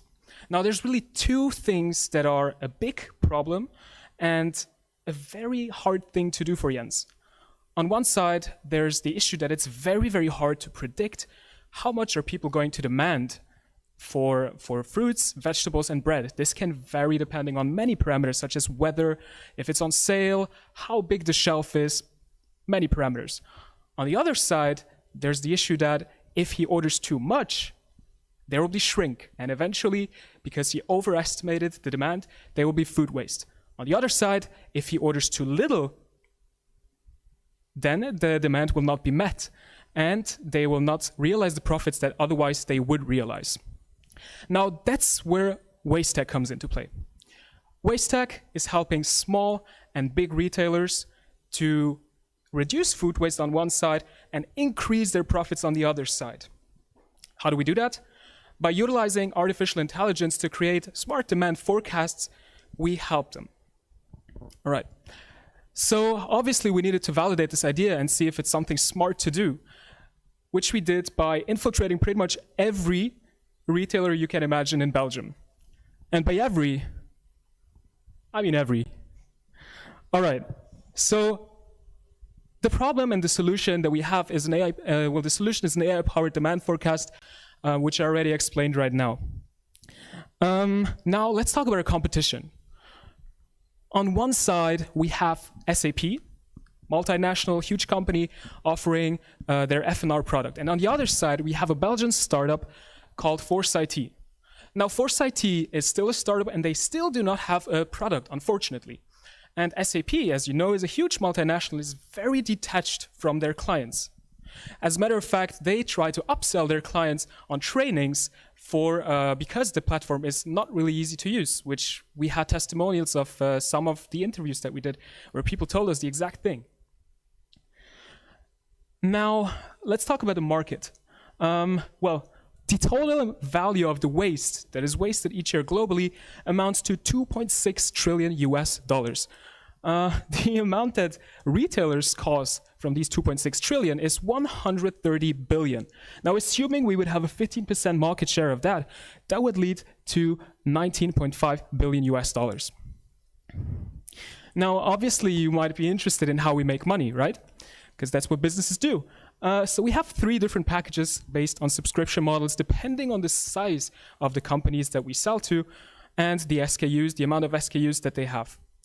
So for our smallest package, you have the forecasting software and the general support. But for instance, for the big package, you have 24/7 support from our team, and we can help the customers optimize their data to be fed into our AI.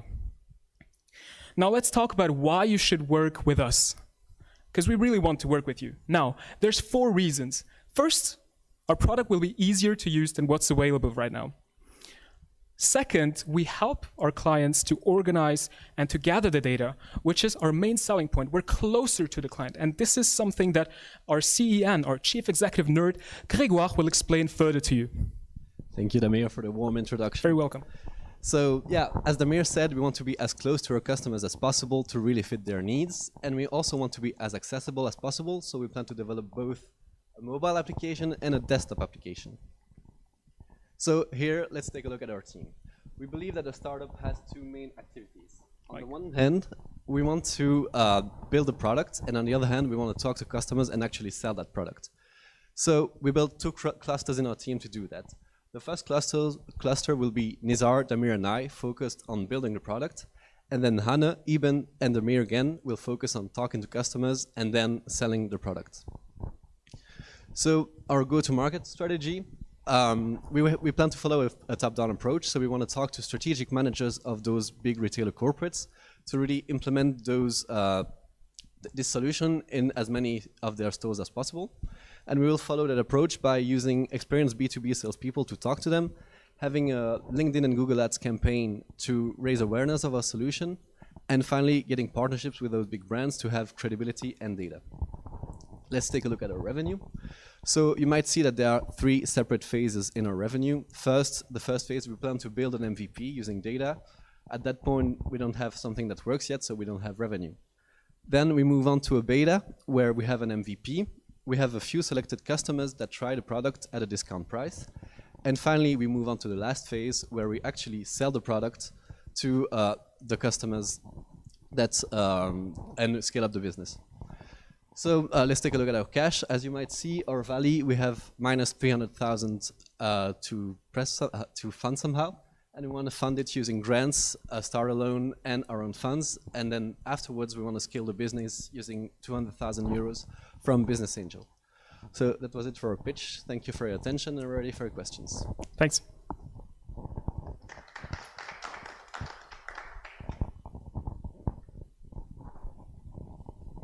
Let's go.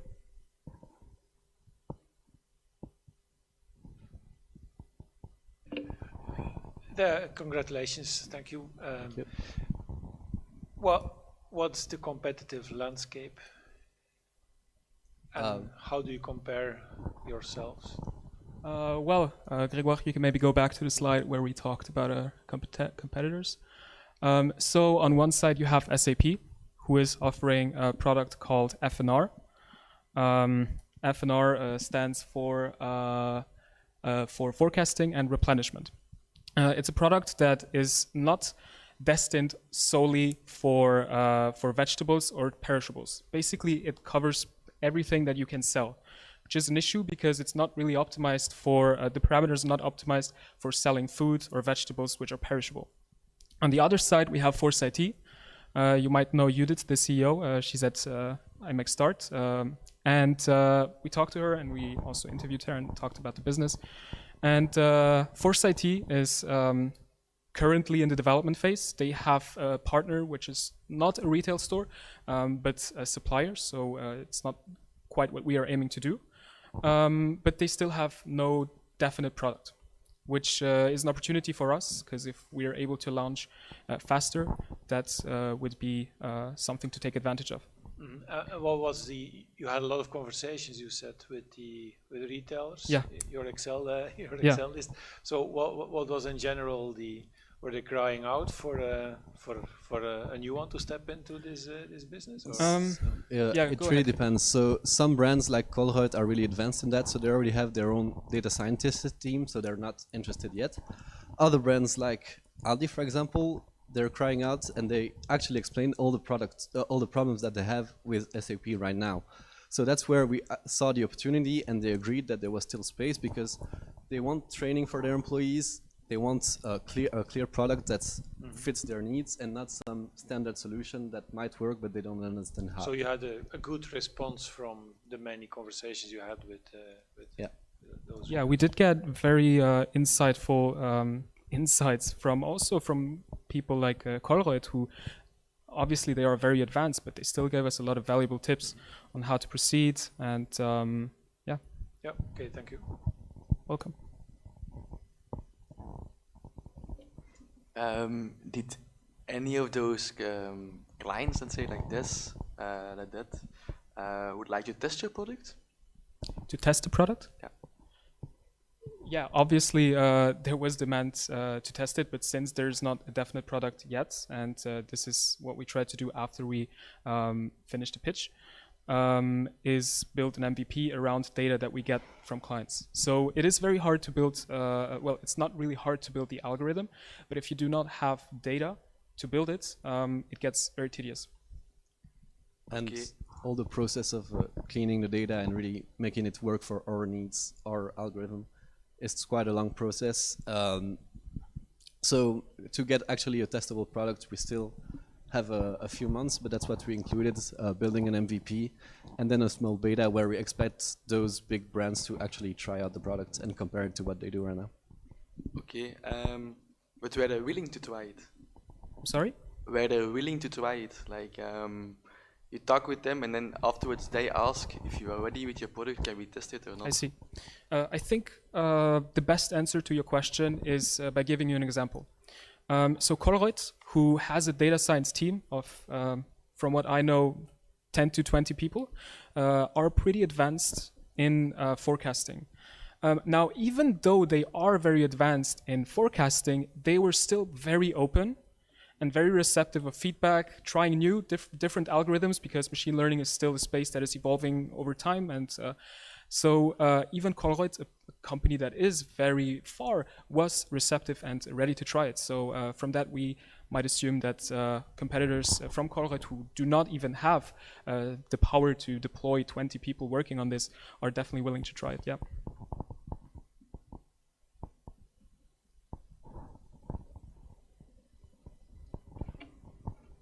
So a big difference in the total market and the billions, and then your rather moderate plan to have a turnover of 500,000 in 5 years, if I understood it well. So just yeah, the turnover is monthly, so it's okay. quite a larger number. Okay. But here we're looking at expanding 2 stores to Belgium and counting an amount per store of sales per store, while the other number was looking at food waste and how much money we could get if we solve that problem globally.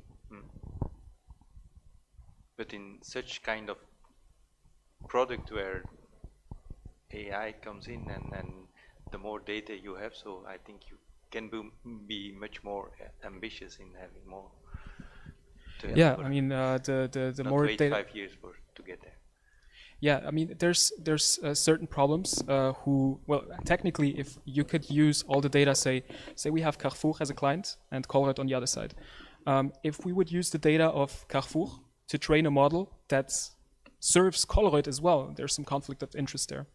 And also GDPR constraints. So it's not as easy as you might think. The more clients you have, the better your algorithms get, because they really depend on who your client is and are they willing to share their data. We thought of that, obviously. So yeah, there's still some constraints, even though it's software and it's scalable. But of course, the more data we will get from those big brands, the bigger models we will be able to build, the more accurate it will be, and the more value we deliver. So, yeah.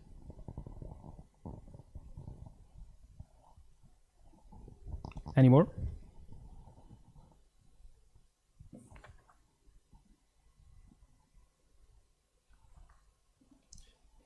Yeah, maybe on the funding side,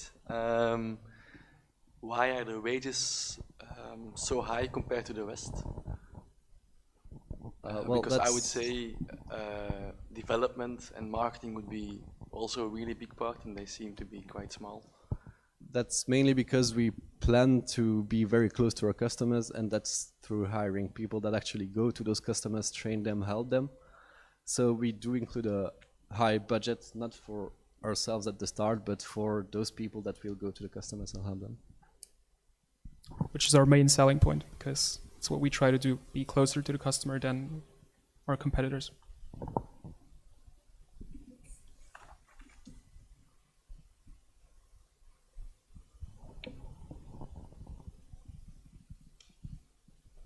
So if there are no more questions, I think you can leave it here. Great. Thank you so much. Thank you.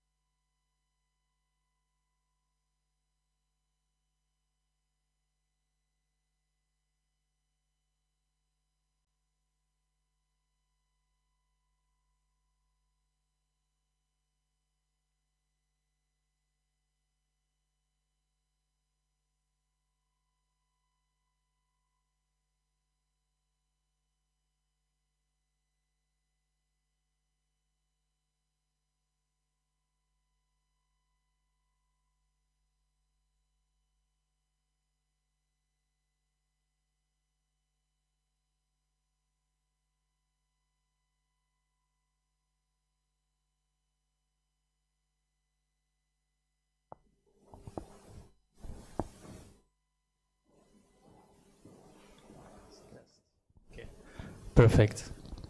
I'm live. All good. All right.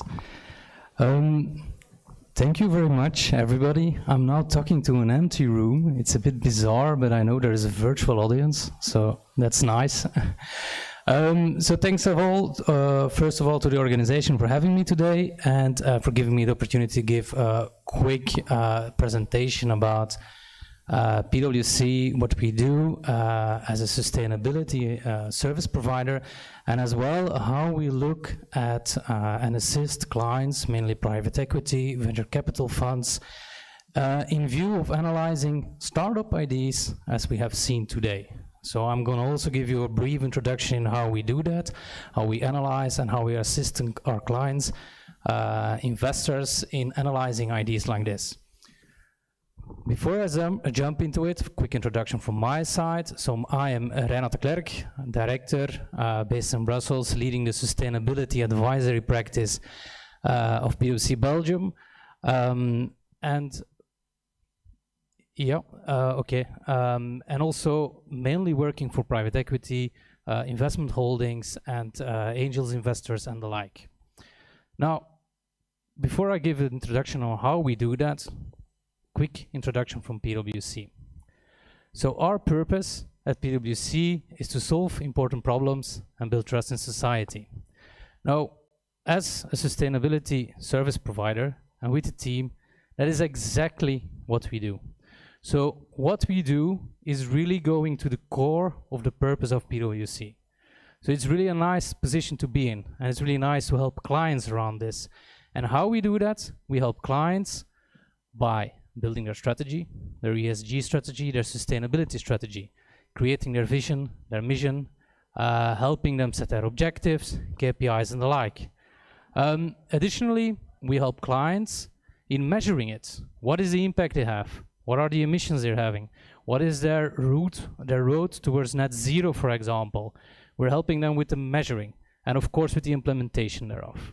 So basically implementing the strategy and rolling it out. So we help clients from strategy through execution. And at the end, of course, we also have reporting.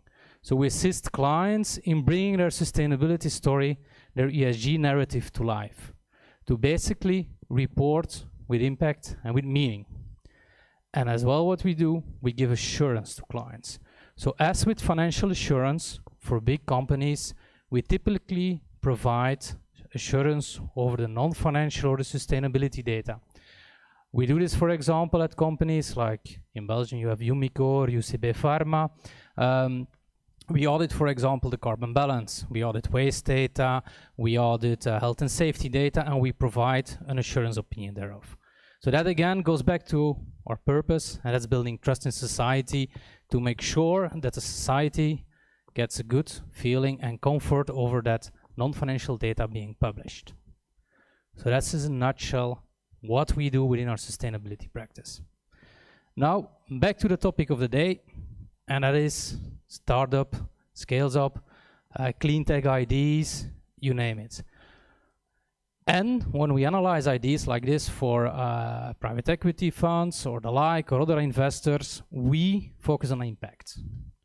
So that's this type of ideas, impact is key for us. Before I jump into impact, let me quickly bring you into the traditional way of looking at ESG towards the level of impact. So the classic way and how many companies are looking at sustainability, they basically look into their inputs and their outputs. Inputs, what is the human capital they're bringing in? How many employees? What is the natural capital they're bringing in?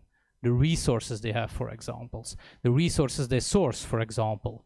Raw materials and the like. Is there any intellectual property to bring in? So that's a typical input. Then, of course, they have their own processes and the like to, for example, manufacture products, which results in an output, which is an actual product. But in the process, of course, you also have emissions, you have waste, you potentially have health and safety issues, you potentially have issues with or concerns with larger or other stakeholders. And that is typically how companies look at sustainability today. Input, output, and that is what they manage, and that's what they report on. Now, when we look at the startup ID or a scale-up or the like, we go beyond that. We definitely go beyond that because we go to the unique selling point. What is the impact it is creating? And is it a positive impact? Or is it also a negative impact? Because often it's a combination of both, and that balance needs to be fair, needs to be good. Otherwise, the idea needs to be reworked, needs to be refined, or potentially even be dropped. So, how do we do that? We do that typically by analyzing the what. What is the idea, the concept focusing on? What is it doing? How is it, who is it being impacting? Who are the stakeholders impacted by the idea? Employees, customers, civil society, you name it. And as well, for how much. Based on that, we know the impact, which can be positive and negative. And typically, we see at these kind of ideas, the focus is on the positive impact. But often, a potential negative impact is forgotten. So we need, when we analyze these ideas for investors, we try to get the full picture to see, is the positive and the negative being properly weighed off? Is it being properly managed, the negative impact? To give you a simple idea, I can give you the concept of one of our clients. One of our clients is a big mining company. They have a mining facility near Kolwezi, where they're doing mining in an alternative way. They are having an impact on their communities and are trying to solve this impact. For example, they build water boreholes near to the impacted communities, which is positive because for the first time in years, these communities have fresh water. So you think this is great, and it is great to be honest, but in the process, they killed the business of the water carriers. There were many people and families living and buying food basically with the income from going to the water, going to the river with jerry cans, getting the water and bringing the water back to the community and selling it. What happened? The boreholes were sabotaged within a week and they had to be rebuilt. So, in this concept, the mining company had to find an alternative way of doing it. They constructed the borehole again and they created a system which created an alternative livelihood as well for those water carriers. And only then the idea works.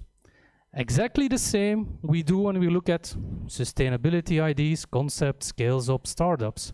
We try to understand what is a positive impact and as well what is a negative impact. And often the negative impact is unintended, but the balance needs to be right. To demonstrate you, I have brought with you an example. I have anonymized this example because this is a real life example. This company we analyzed here, and this is a very simplified and anonymized analysis you see, this is existing. So I can't tell too much about it, but basically it's a scale-up active in an alternative farming solution, providing an alternative farming solution. Now, the idea, how it was presented to investors, was of course very positive. And they really went for a very unique selling proposition, very strongly built, as well as the economics were very solid, purely focusing on the positive angle, which is of course understandable. And basically, the analysis and the R&D and the IP, it all showed that thanks to this alternative way of manufacturing, the solution, the protection of the crops went up, the yield went up, and as well the water consumption was better. There was less use of water. It was less water intense. So these were the positive things. So great idea, what you would say. The economics work, everything works out, it's better for the environment, less water use, and as well, these were the things they were managing and targeting on. However, when analyzing it as well, we also found out that there was a large and big negative impact on biodiversity. The idea includes inserting a certain, I need to watch out what I say, inserting something in the ecosystem, and basically this living organism inserting it in the ecosystem would destroy the natural ecosystem. So it is an invaded species who would kill the existing biodiversity. Although the positive impacts are great, the negative impact was worse. So what was the decision? Before wanting to invest in this negative part needs to be managed. This needs to be put under control. This needs to be well managed. If not, then of course our clients wouldn't find this a good investment. And these are exactly the type of analysis we do when we look at these ideas. The same when I hear the great ideas here today, I always try to look at it, okay, what is the impact the idea is creating? What is the issue it is solving? But as well, how is the total balance? What is the net of everything together? Alternative way of transport might be good, but maybe indirectly I'm killing something else or I'm doing something else wrong. Nevertheless, often the negative part can be managed. And this is as well something we try to predict, analyze, certainly for our clients, which are investors. So this is in a nutshell my presentation. I don't know if I went too fast, to be honest. But okay. I can fill the floor, I don't know. We're up next, so you can yeah, perfect. Thank you very much.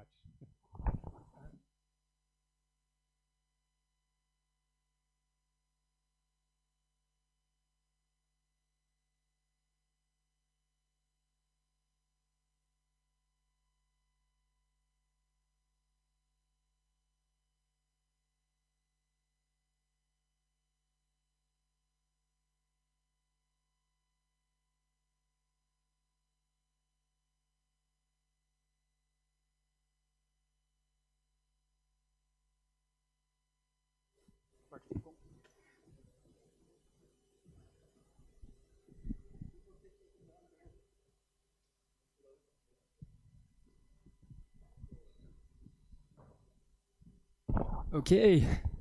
Hello, everyone. Hi. So I'm Sarah, the president of AFD, and next to me is Arthur. Yeah, hello. I'm Arthur. I'm president of AFT. Yes, and we're gonna explain a little bit what AFD and AFT is a bit about, and until we wait that the jury comes back to announce the finalists and the winner of this CleanTech challenge. Yeah. So first I would like to start with AFD because that's the organization I'm part of. We at AFD, our core business is really social entrepreneurship. You probably heard a lot about it here in the pitches, but we have actually 4 different pillars where we do it.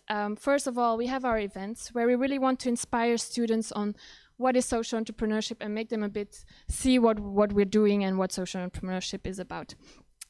This is mostly every year a bit different. This year we had a nice event about coffee workshops and everything, so that's always nice to see what we're offering. Next to that, we have our projects in the south, and that's really our core business. And that's actually where students a whole year, they work on a project, and then they go to the south for 6 to 8 weeks where they can implement it. Where, of course, again, social entrepreneurship is the main value, and we really try to teach them and show them that it can be done differently and that we can have a social impact. And then of course we have our CleanTech challenge you probably know about, and our Bright Minds track where we try to also again on social entrepreneurship give you lots of workshops on how to do it, inspire you with startups that come over to talk to you, and that's a bit what we do at AFD. Arthur, what are you doing at AFT?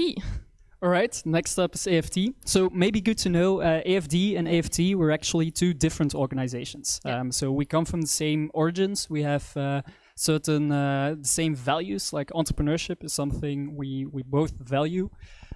So hence the similarities in the name. So academics for technology, everything we do has to do with technology and entrepreneurship. And we aim to bring these 2 pillars closer to the students. We do this through our workshops, our events, and our international trips.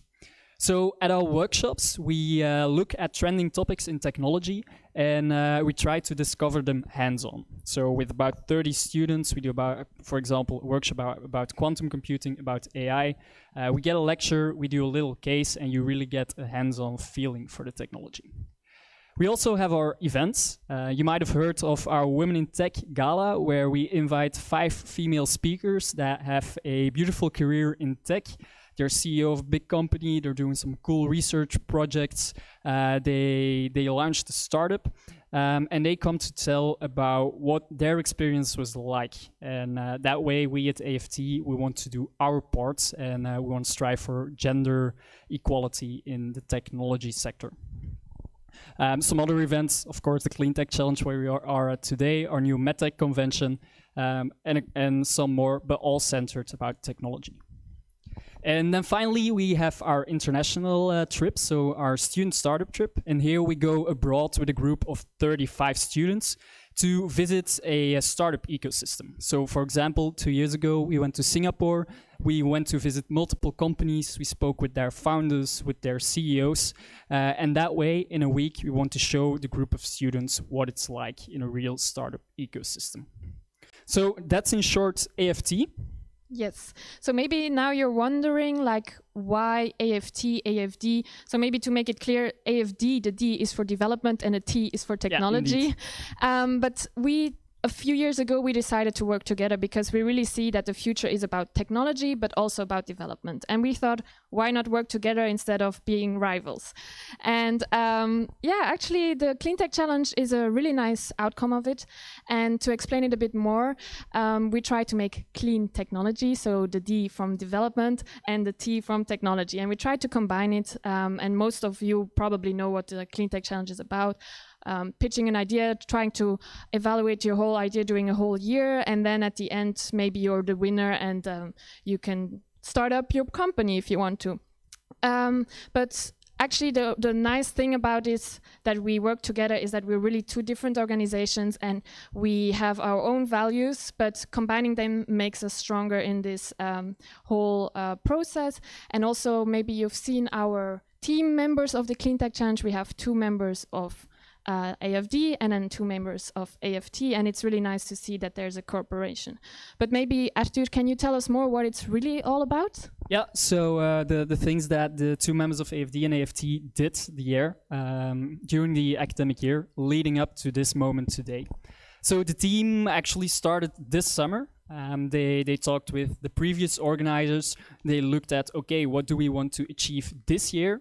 And they also thought about which workshops are we going to give the team. So it's their responsibility to provide the whole track, from pitching workshop to ideation, the business plan. It's all thanks to them. Together with our partners, they provided professionals, and these professionals helped the current teams to work on their ideas. And you could see the result today. The pitches, they were really good, actually. This is really a way that you can pitch to an investor if you want to raise money. And it's thanks to the team that we were able to transfer this knowledge. So in short, if you become a CleanTech Challenge organizer, you will provide the whole track. You will organize the Belgian finals today. And in the end, it's you who can guide these teams through the whole process. Yes, and maybe to add on that, we are both student organizations, and right now is the recruitment moment, so we're both looking for new members to join us. We have all different functions, so if you want to have a look on both AFT and AFD's website, you can see if you want to join. And actually, the jury just entered back in our room, so I think maybe can we go to the winner and see who it is? Okay. All right, guys, thank you, and good luck to the teams.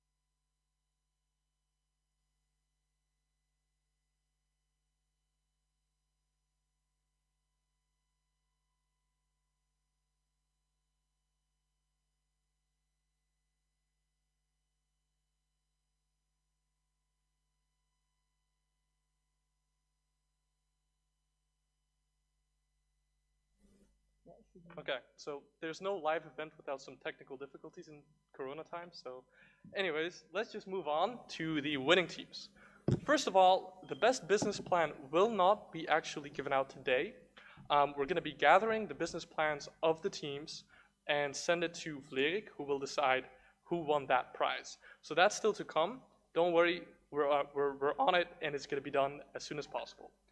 Now, on to the best pitch. So this is given by McKinsey, and this year, the winner for the best pitch is Filter for Fiber.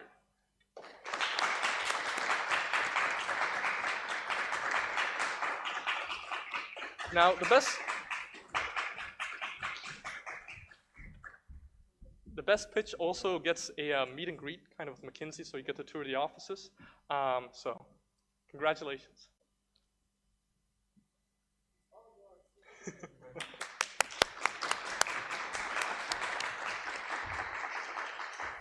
Now, on to the moment of truth.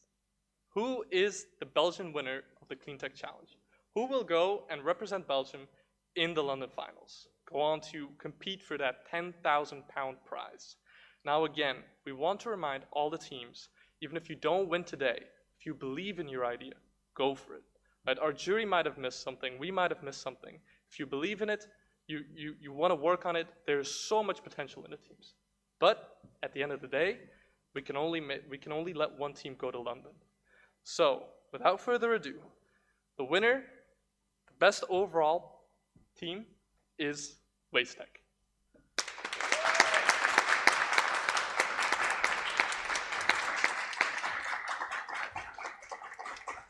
So WasteTech will go on to represent us at the London finals, as well as winning support by the Barn. Congratulations.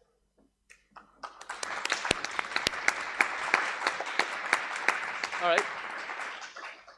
Now that leads to the end of the Belgian CleanTech Challenge.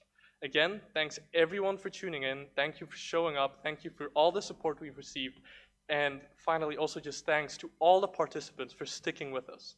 We are so surprised and so grateful to see all 6 teams still at the finals, still passionate and still going at it. We were so surprised by the quality that we saw here today and also at the previous feedback sessions. And we hope that you take these lessons of social entrepreneurship in general, technology, and you go and do something with it. Because we do believe in all of our teams. So thank you so much, and well, we hope to see you next year at our next CleanTech Challenge competition. Goodbye.